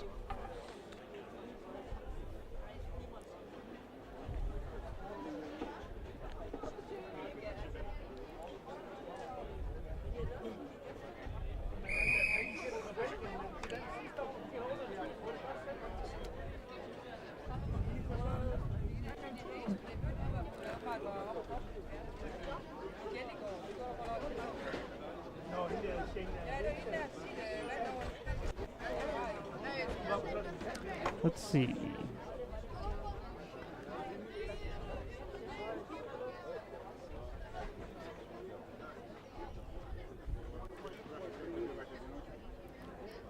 Two games to go. Now's the time where if you can throw for the teams that's right around that cut number, if they can throw one big game in there, they can pretty much lock themselves in into the medals. But again, if you bowl a bad game, you can make it very difficult for yourself in the last game. We have Germany at 1572. Probably need about 800 or 840. somewhere between 840 and 800 to make the cut here. We have Austria at 1566, pretty much in the same boat as Germany. Need around 800 or somewhere between 800 and 840.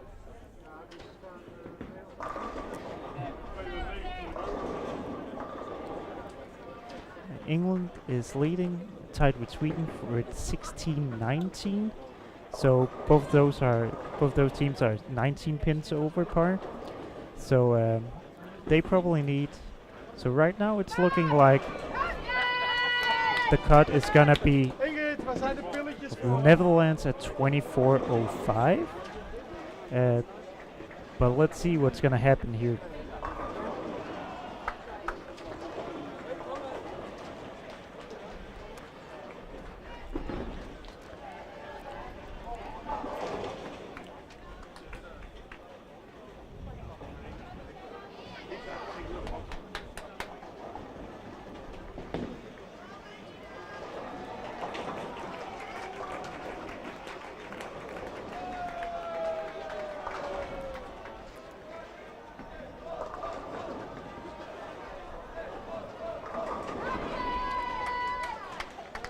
Let's see Austria here. They fortunately started with an open, but still plenty of time to get it going. Need a big couple good games here.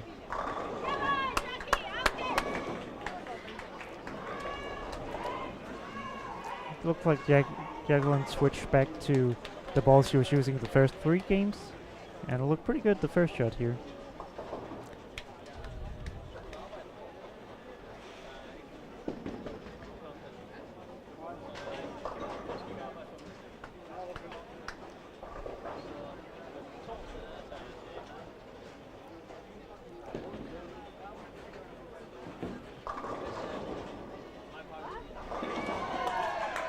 See Michelle here.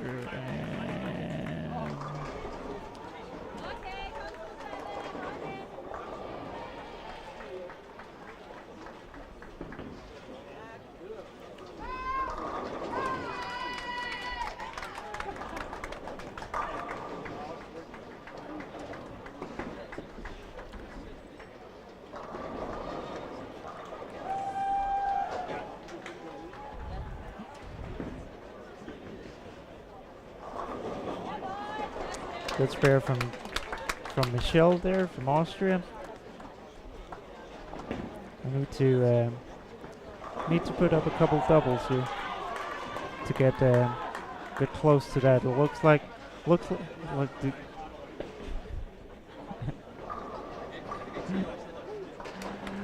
looks like the cut is gonna be right around that 2400 mark. So Austria needs a couple good games here.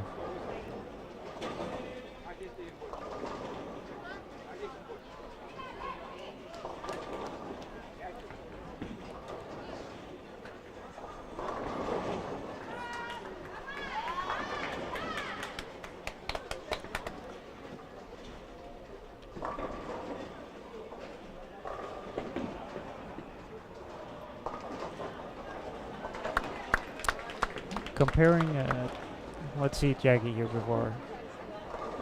And looks like we're kind of starting to see some of the same things as in the first squad, where the little bit earlier, smoother balls that the girls were using early on are starting to be a little too early and kind of get too smooth down the lane.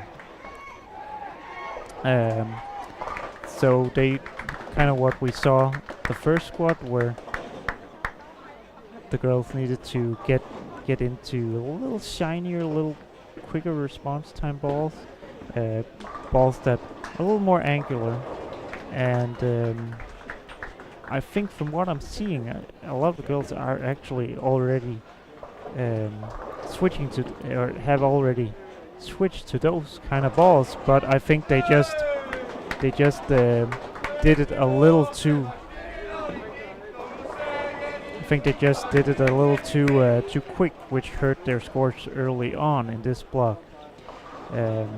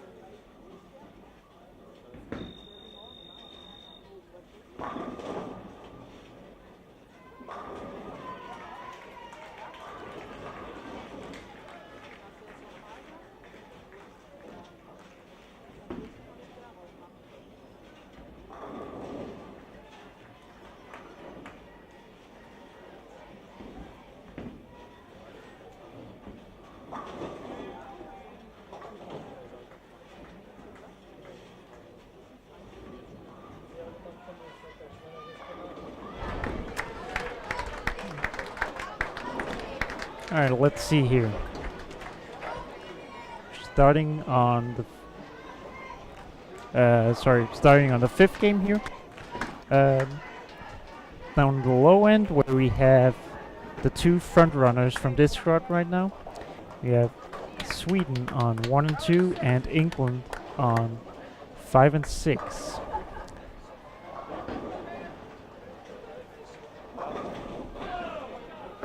Let's see if they can keep up their good bowling here and stay in the top 4. Sweden after a little bit better start than England with a double and no opens. England 1 open and no doubles, but they're still in a good position. The important thing for those two teams, 23-71, which was Malta's score from the first squad, and not below third place, or not falling below second place in this squad. So they can't quite relax yet, but they play in a position. If you're England and you're striking, clap your hands. If you're England and you're striking, England and you're striking, England and you're striking, clap your hands.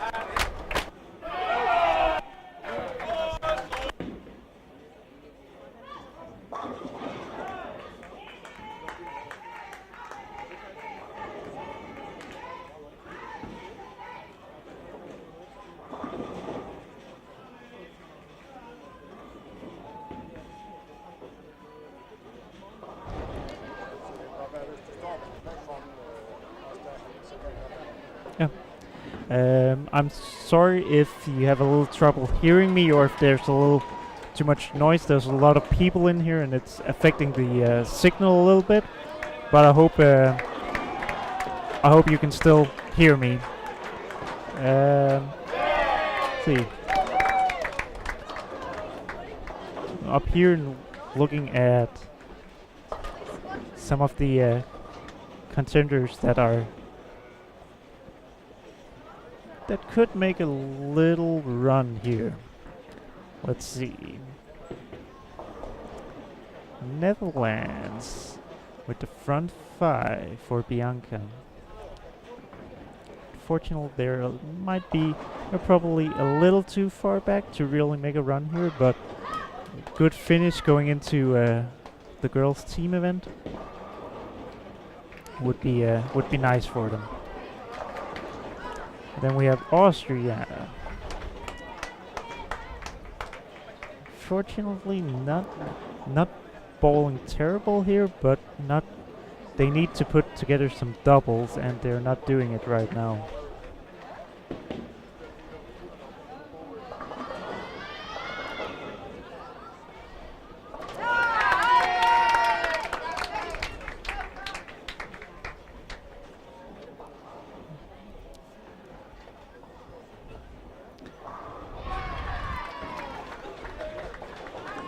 Let's also take a look at.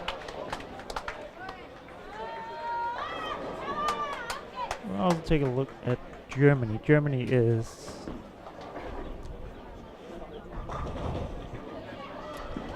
was also close.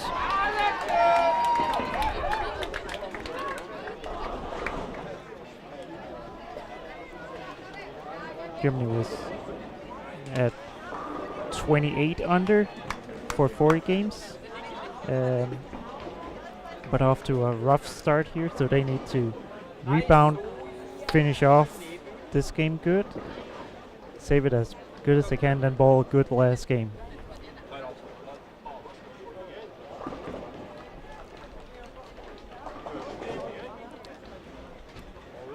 It looks like the two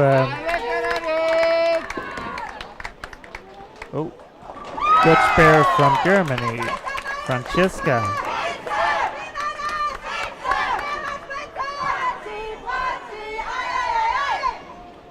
Making the 3-6-7-10. 3-6-7-10. Big spare right now because they can't afford more opens. They need to get back on, throw some doubles, get back close to that 2400 score.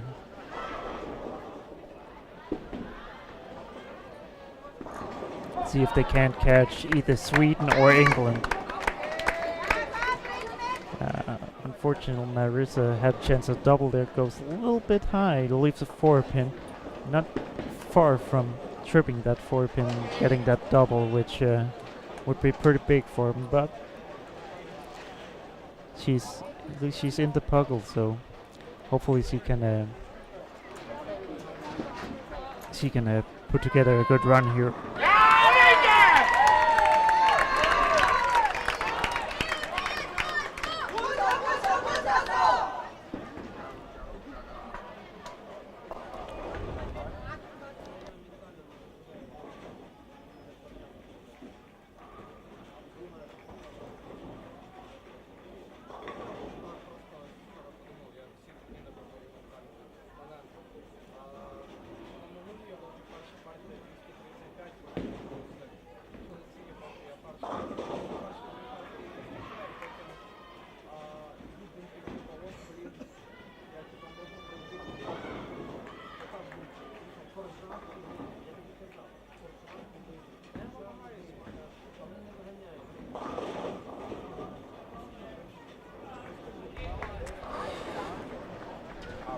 Austria kind of seeing the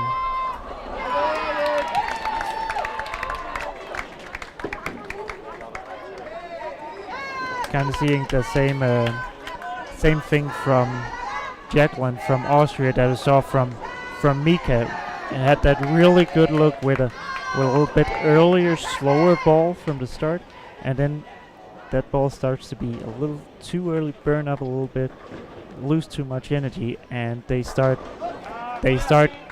struggling with carry. Then they go a little high, then they go a little light, and it just looks like she needs to get into a little quicker ball that's maybe a little bit cleaner and hooks a little bit more on the back end.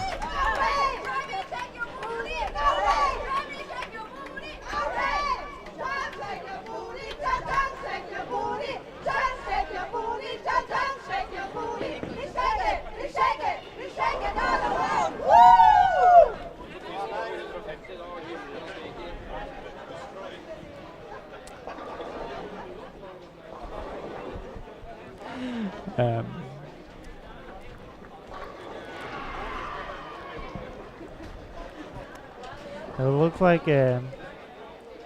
both Germany and Austria is gonna have a. It's gonna need a big finish here to have a chance at the medals.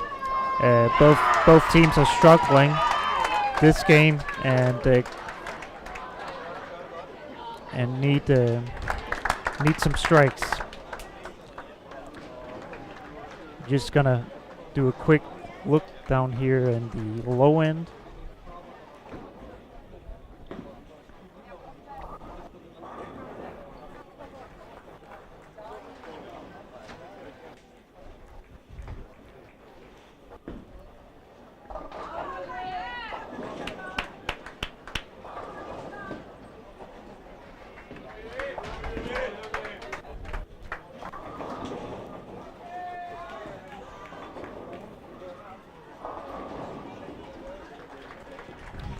So we have Sweden pretty much just grinding out, facing 182-0, which isn't going to hurt them at all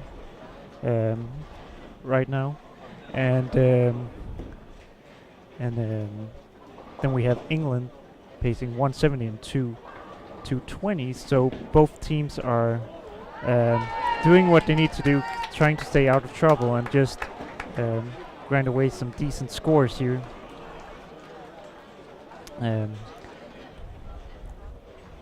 Meanwhile, we have, let's see here, we have on line 16, we have Bianca Brommer from the Netherlands with the front 8. Unfortunately, the Netherlands this time doesn't have the best score. Front 9 for Bianca.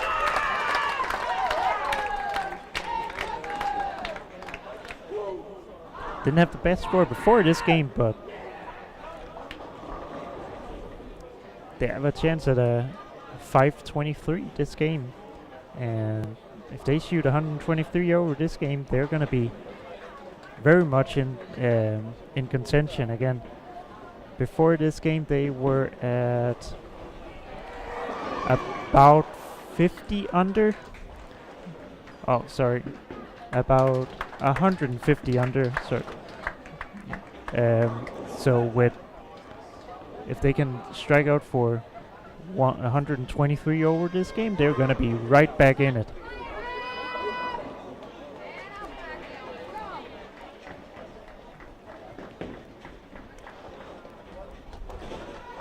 Let's take a look here.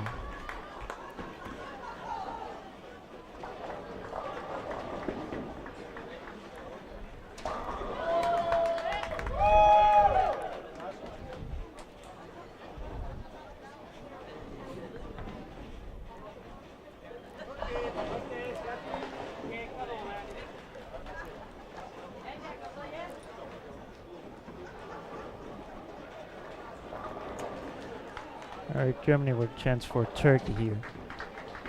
Looks close. And she got it. Alright, so Germany a chance at 172 and 212. So not so if they with two doubles in the 10th frame here, they bail out a decent game here and need probably still gonna need around 440 or 450 the last game to have a chance, but at least it's gonna be possible. Let's see here. And 15. Oh, 10 pin for Bianca.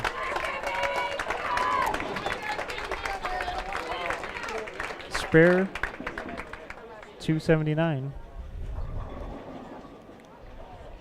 And really good game for the Netherlands here. Fortunately, a little bit far back, but if they can do this again, I think they have a really good. They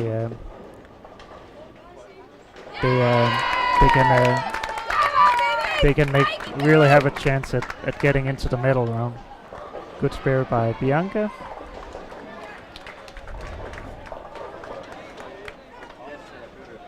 And no matter if they end up making run the medals or not. That's a big game for her individual score too, for all event score, bringing her total back to plus 29 with a strike on the fill here.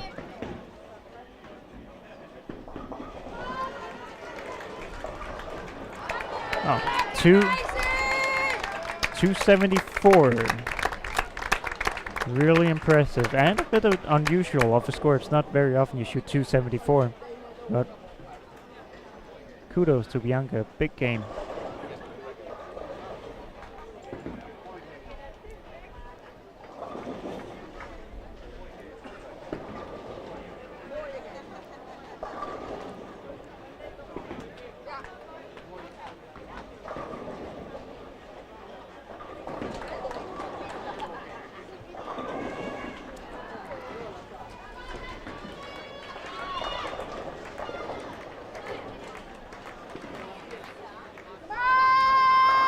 And a strike from Aniek.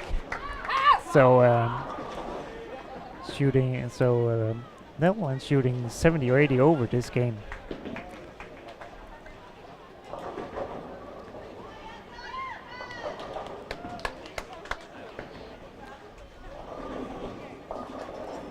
Just take a quick look down the low end, see what England and Sweden are doing.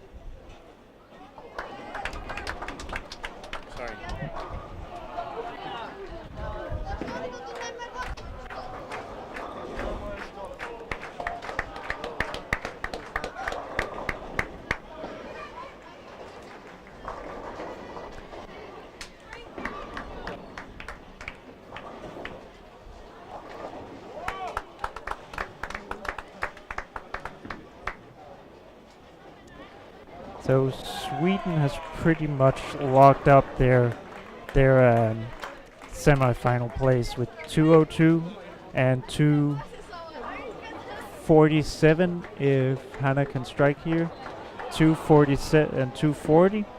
So they're gonna be around 70 over. So that is pretty much locked up a semi-final spot for Sweden. The ball another good game. They might even lead.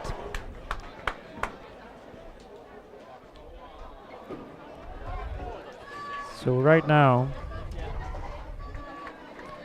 it looks like Denmark 1 is gonna make the semifinals, and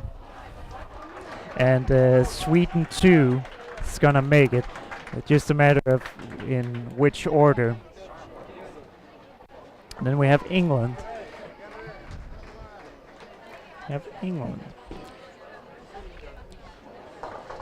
England is pacing 159 and 220. So England is falling a little bit behind. Sweden here, but still staying in front of Germany, the Netherlands, and Austria. So they're staying in second place.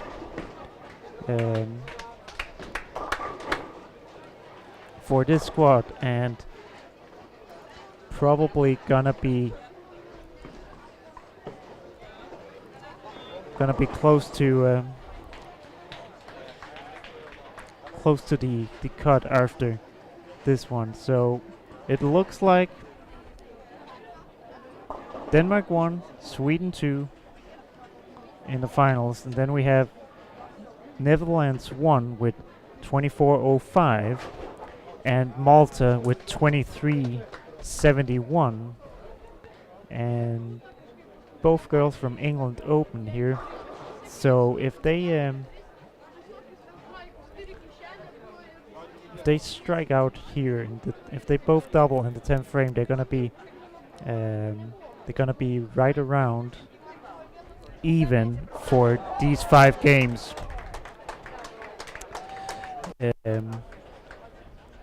So Malta could still make it with 23.71. or one of the other teams if they manage to. 2371 might be the magic number.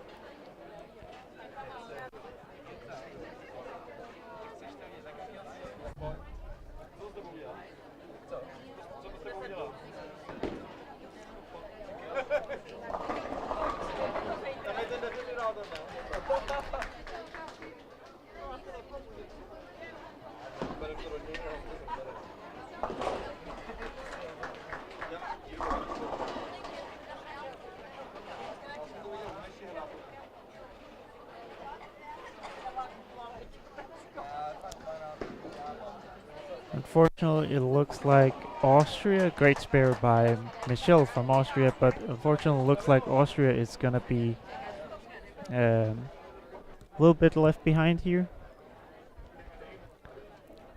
They are gonna be around 80 under, so they need a big last game to make a run. Germany is also right around 80 under, so need another 50 over probably to have a chance.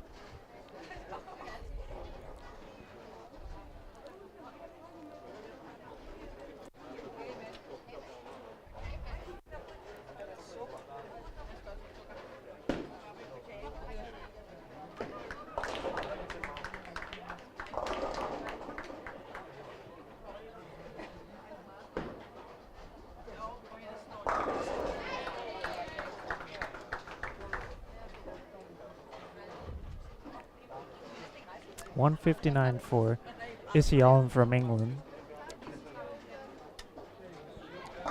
And Sophie from England has a chance at 220. Again, if she managed to get all three here, they're shooting 379. That's going to put him at -2 going into the last game. Looks like the magic number for it's gonna be getting above that 2371 posted by Malta.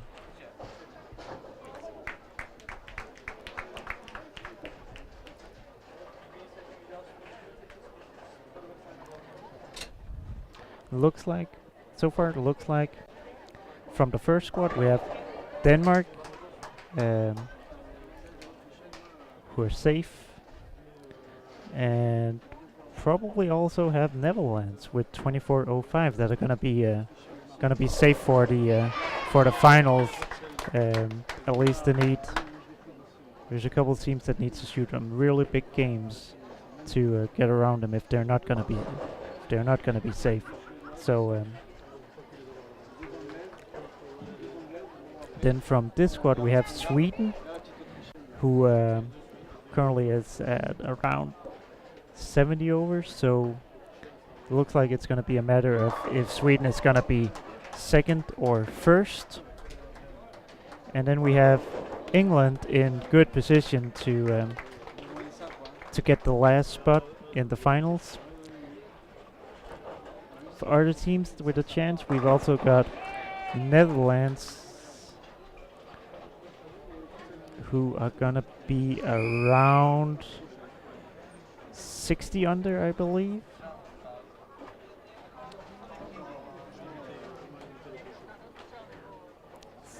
So again, they need a big score to get there, but it is possible. So the big storylines here from the last game, before the last game here, is can Sweden shoot another 410 or 420 to get the lead from the Danish team, or and can England hold on and shoot 380 to stay in front of Malta's 2371? And then, of course, can Germany, Netherlands, Austria put together a big game now and make a run at that last spot in the finals?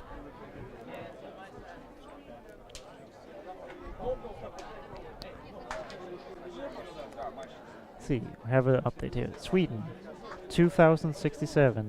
England, 1996. Austria, 1928. Germany, 1920. Netherlands, 1919. I miscalculated, sorry. So we have 3 teams that are about 80 under. They would need about 50 over. Sorry, 60 over to get to the medals.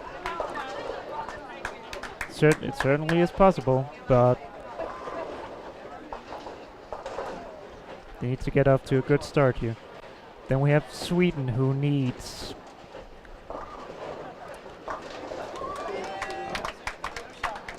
around 400 and I believe 413 to take the lead from the Danish girls.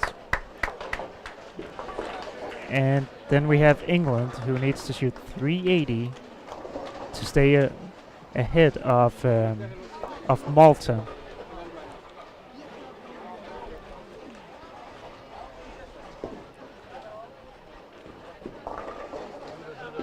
Let's see here. England. Spare strike to start.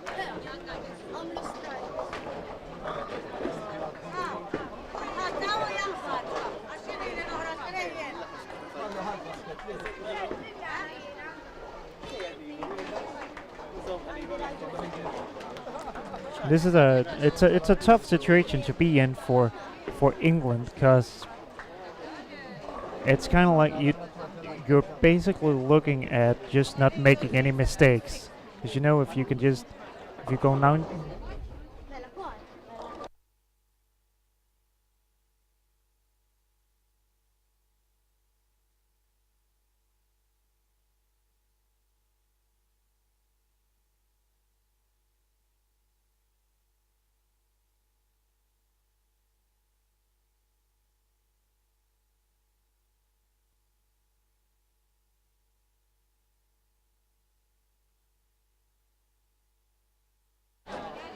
It's a tough situation for England, but it's because you know that if you can just go 9 spare, 9 spare, 9 spare the whole game, you're gonna make the medal round.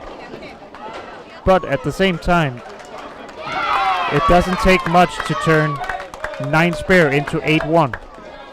So you have to be aggressive too, but at the same time you can't take stupid chances.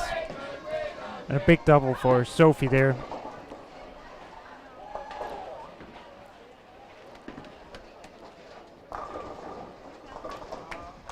Let's see if any of the girls here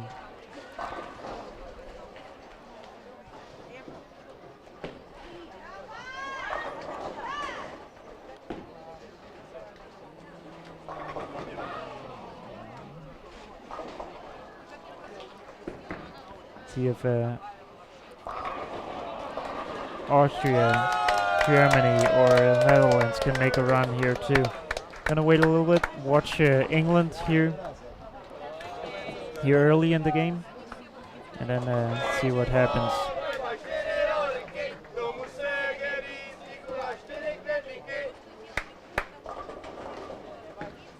Oh, not a good shot by EYC.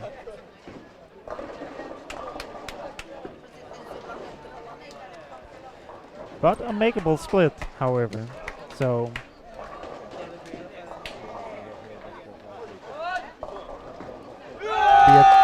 big moment to make that spare. Sweden looking pretty solid. Oh, just unfortunate break there. But still, Sweden looks like they're hitting the pocket down on 3 and 4. I said they need 413 to go around the Danish girls and get the number 1 seed. But Germany tripped out the 4-9 for a double on 15-16. Big double for Germany. They need about 460, 450, 460. So they need a couple breaks this game. See Sophie if she can keep up her strike. And a 4-9. Wow. So right now, England is pacing 170, 190 if she doesn't make the 4-9. They need 370. Oh, she made the 4-9. They need 370.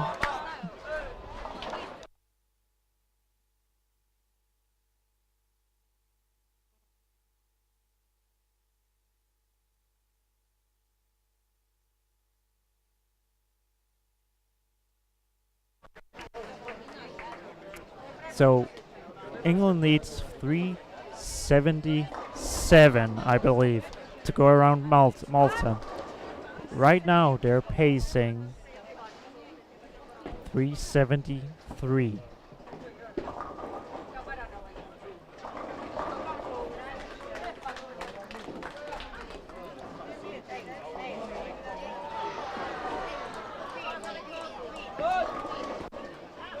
Oh, sorry, my mistake. Right now they're pacing 383.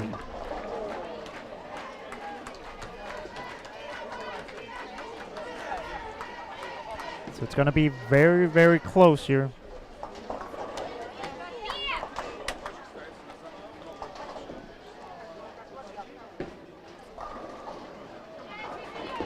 Good spare by Isabel Allen.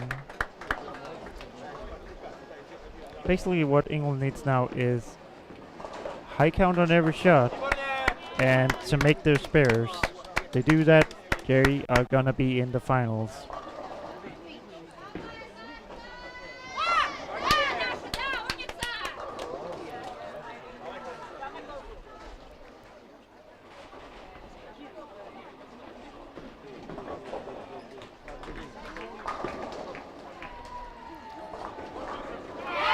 Good shot by Sophie. Looks like the girls knows it. They know they need a decent game here to get there.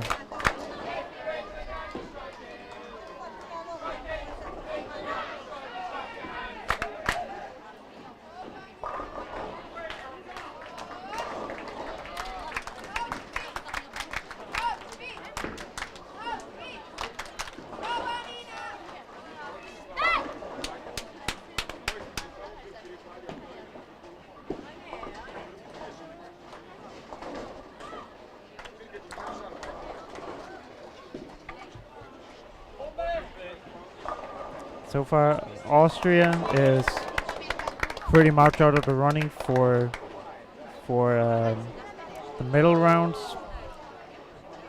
Good run here, but it seems like it's going to come to an end here.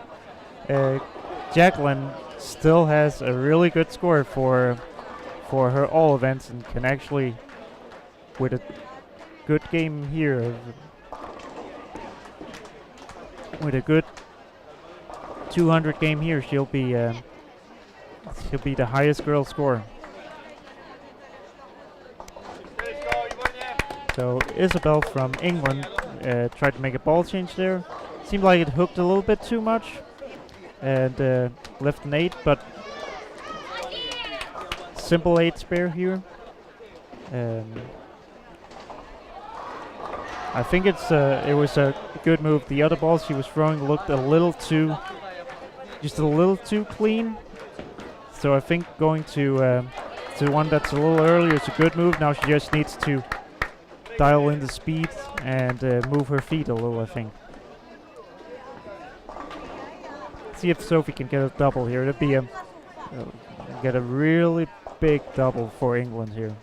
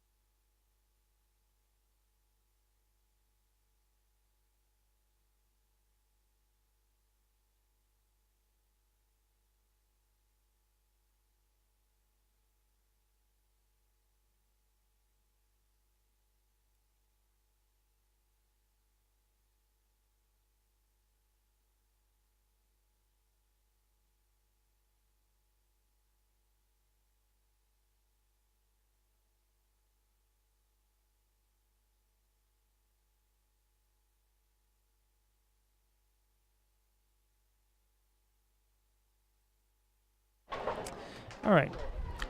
Let's take a look at Sweden here, see if they can go around Denmark.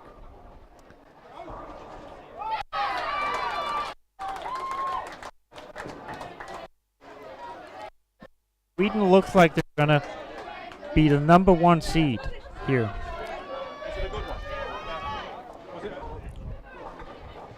After a good start to this game, and it looks like they're gonna take the #1 spot.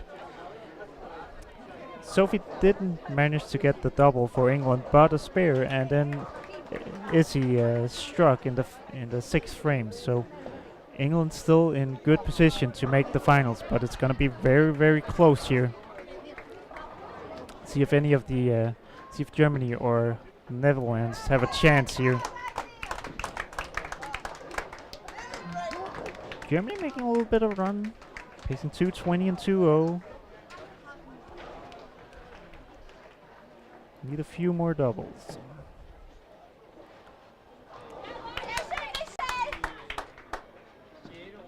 Netherlands don't have any doubles, so they are pretty much out at this point.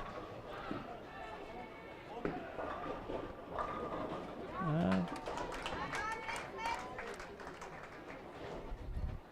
see, Germany needs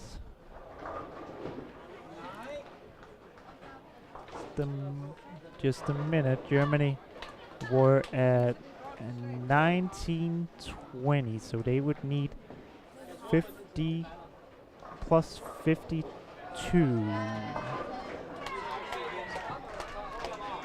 They would need plus 52 this game to make it around Malta, and right now they are at plus 34. But then you also have England, and Sophie just opened, but Izzy just doubled, so England is still pacing. England is still pacing. This is a lot of math I have to do in my head. England's still pacing 180 and 190, so England still staying ahead of Malta.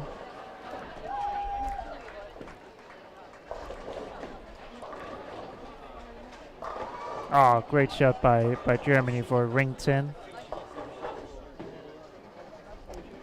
Let's see Sophie here. Got a chance. 7 pin.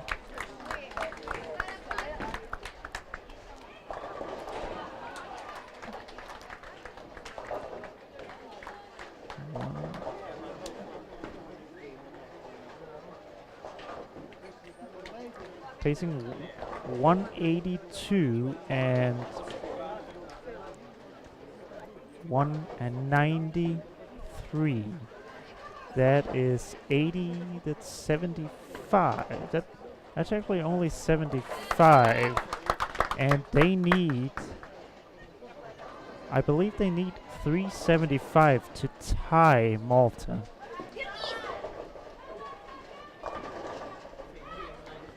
So very, very close right now. This would be a huge strike by EYC.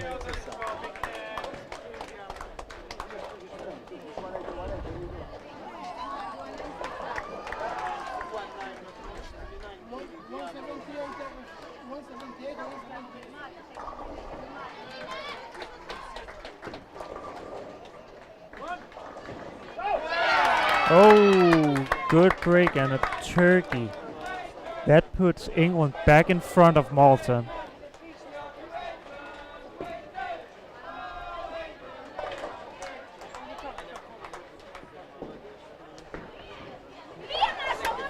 Oh, and a split for Germany. That probably is gonna come pretty close to ending their run here.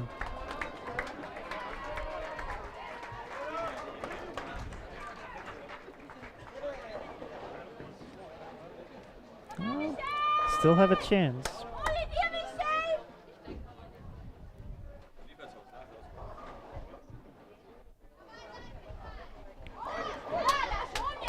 Let's see England. Let's see England here.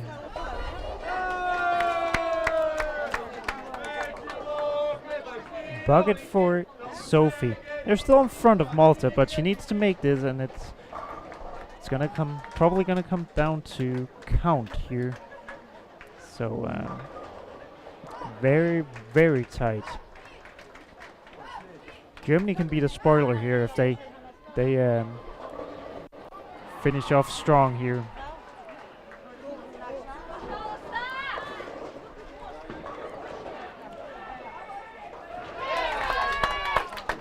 Good spare by Sophie.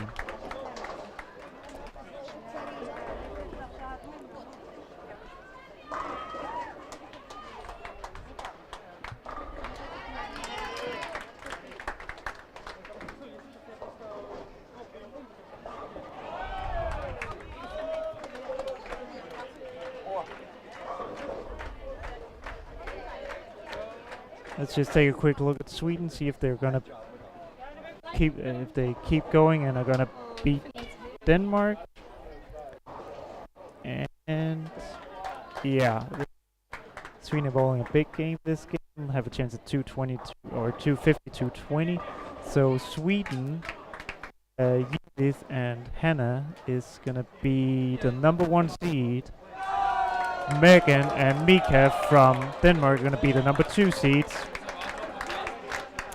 It looks like it's going to be Netherlands from the first squad that are going to be the number 3 seed, and number 4 seed is between Malta, who are done at 23.71, England, and Germany.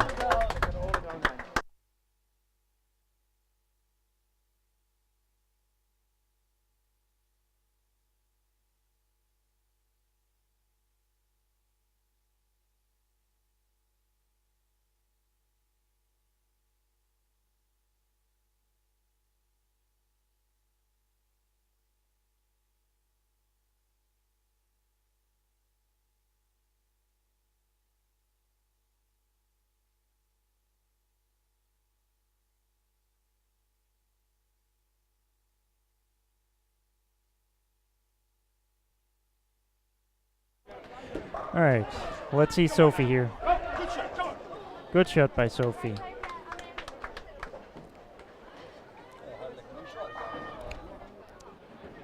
Let's just take it. When the girls are done here, we're gonna shut off the channels, and then we're gonna open up for the semifinals. The girls are gonna be on channel 1, and the boys are gonna be on channel 2. and now Germany is officially out. They can't get to they can't go past Malta. So now it's a question of, is it going to be Malta or England in the final?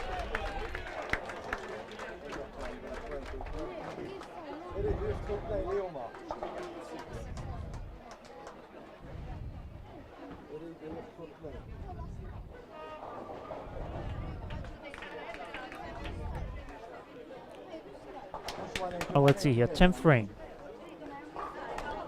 England needs 376, I believe. 376. They are currently pacing 191 and 187, so they just need to go spare, spare. Big strike there. Good for the count too. 190. If Izzy gets a spare here to shoot 192, that would mean that Sophie would need to shoot 184. So she would need to go 8 spare 8. So let's see here.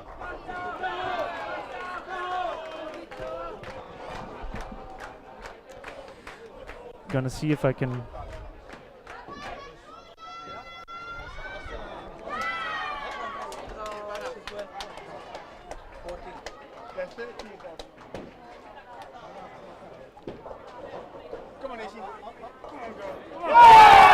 Oh, big trip two. Big trip two. 202. That means that all Sophie needs to do is 9 on her first shot.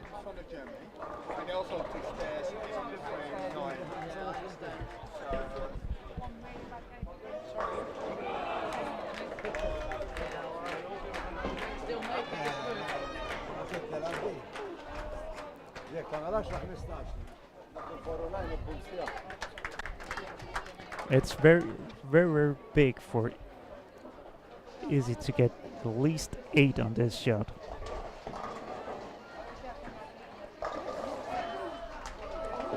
Let's see. It looks like she got 9. 201. Sophie needs to shoot 175. So she needs 8-1, I believe, in the 10th frame. Needs 9 on her first shot to put England in the finals.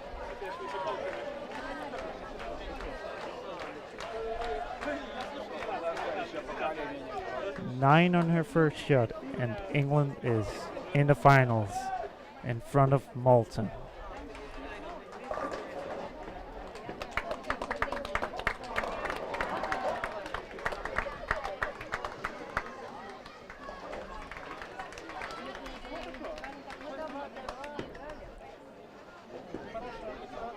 Oh.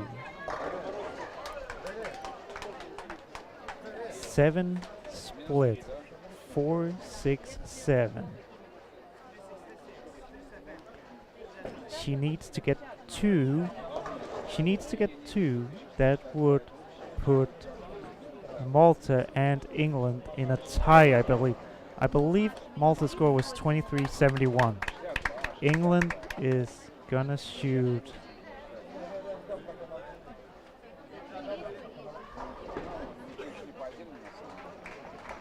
She got 2.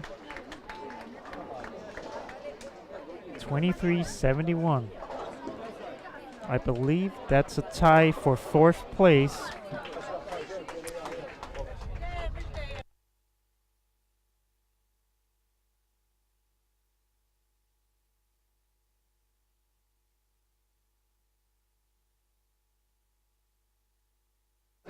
I believe that's a tie for 4th place between Malta and England with 23-71.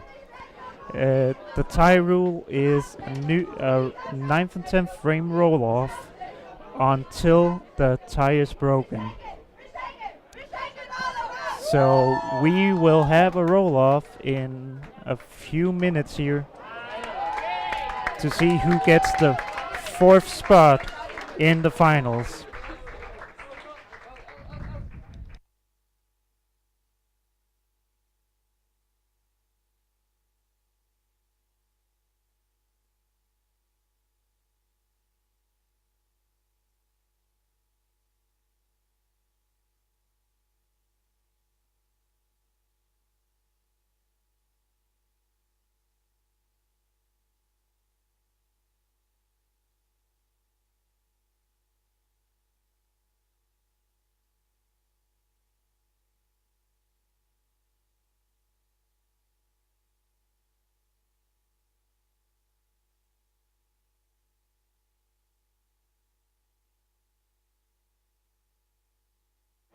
Again, I believe we have a tie for 4th place in the girls' doubles.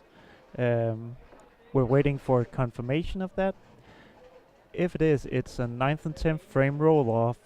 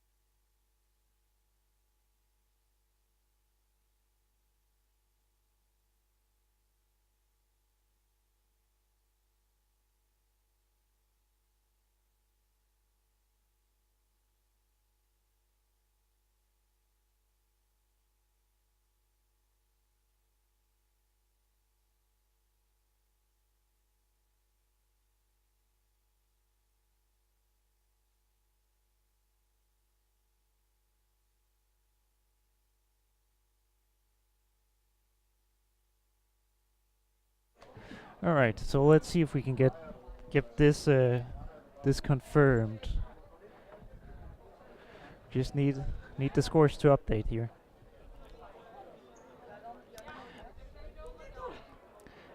We are waiting to see if England and Malta are going to be in a tie for 4th place. I believe they are. If they are, it's going to be a 9th and 10th frame roll-off.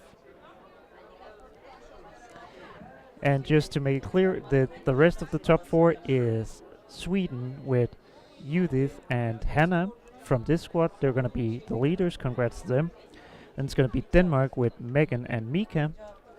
And then it's going to be the Netherlands, the team that bowled this morning. And then it's going to be either England with Sophie Thompson and Isabel Allen, or it's going to be Malta with Raquel and Sarah. I haven't figured out how to say that last name, but from Malta.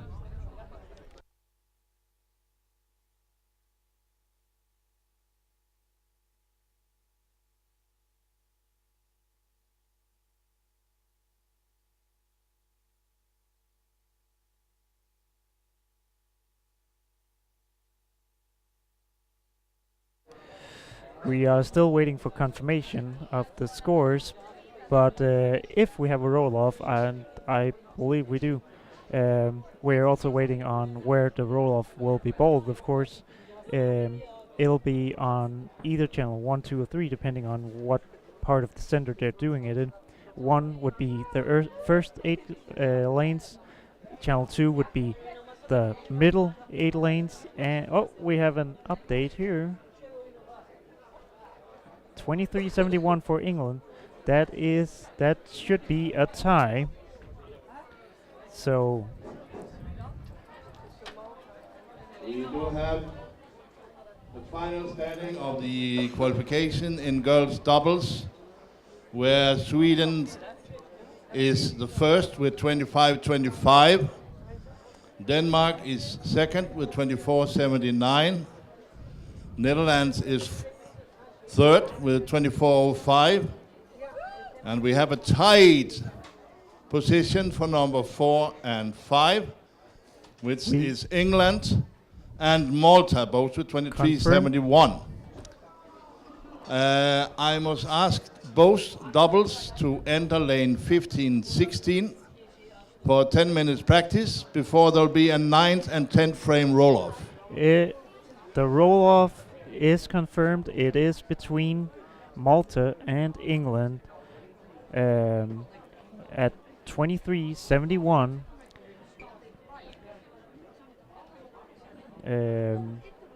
They will bowl a 9th and 10th frame roll-off right now on lanes 15 and 16, so you have to go to channel 2 to watch that.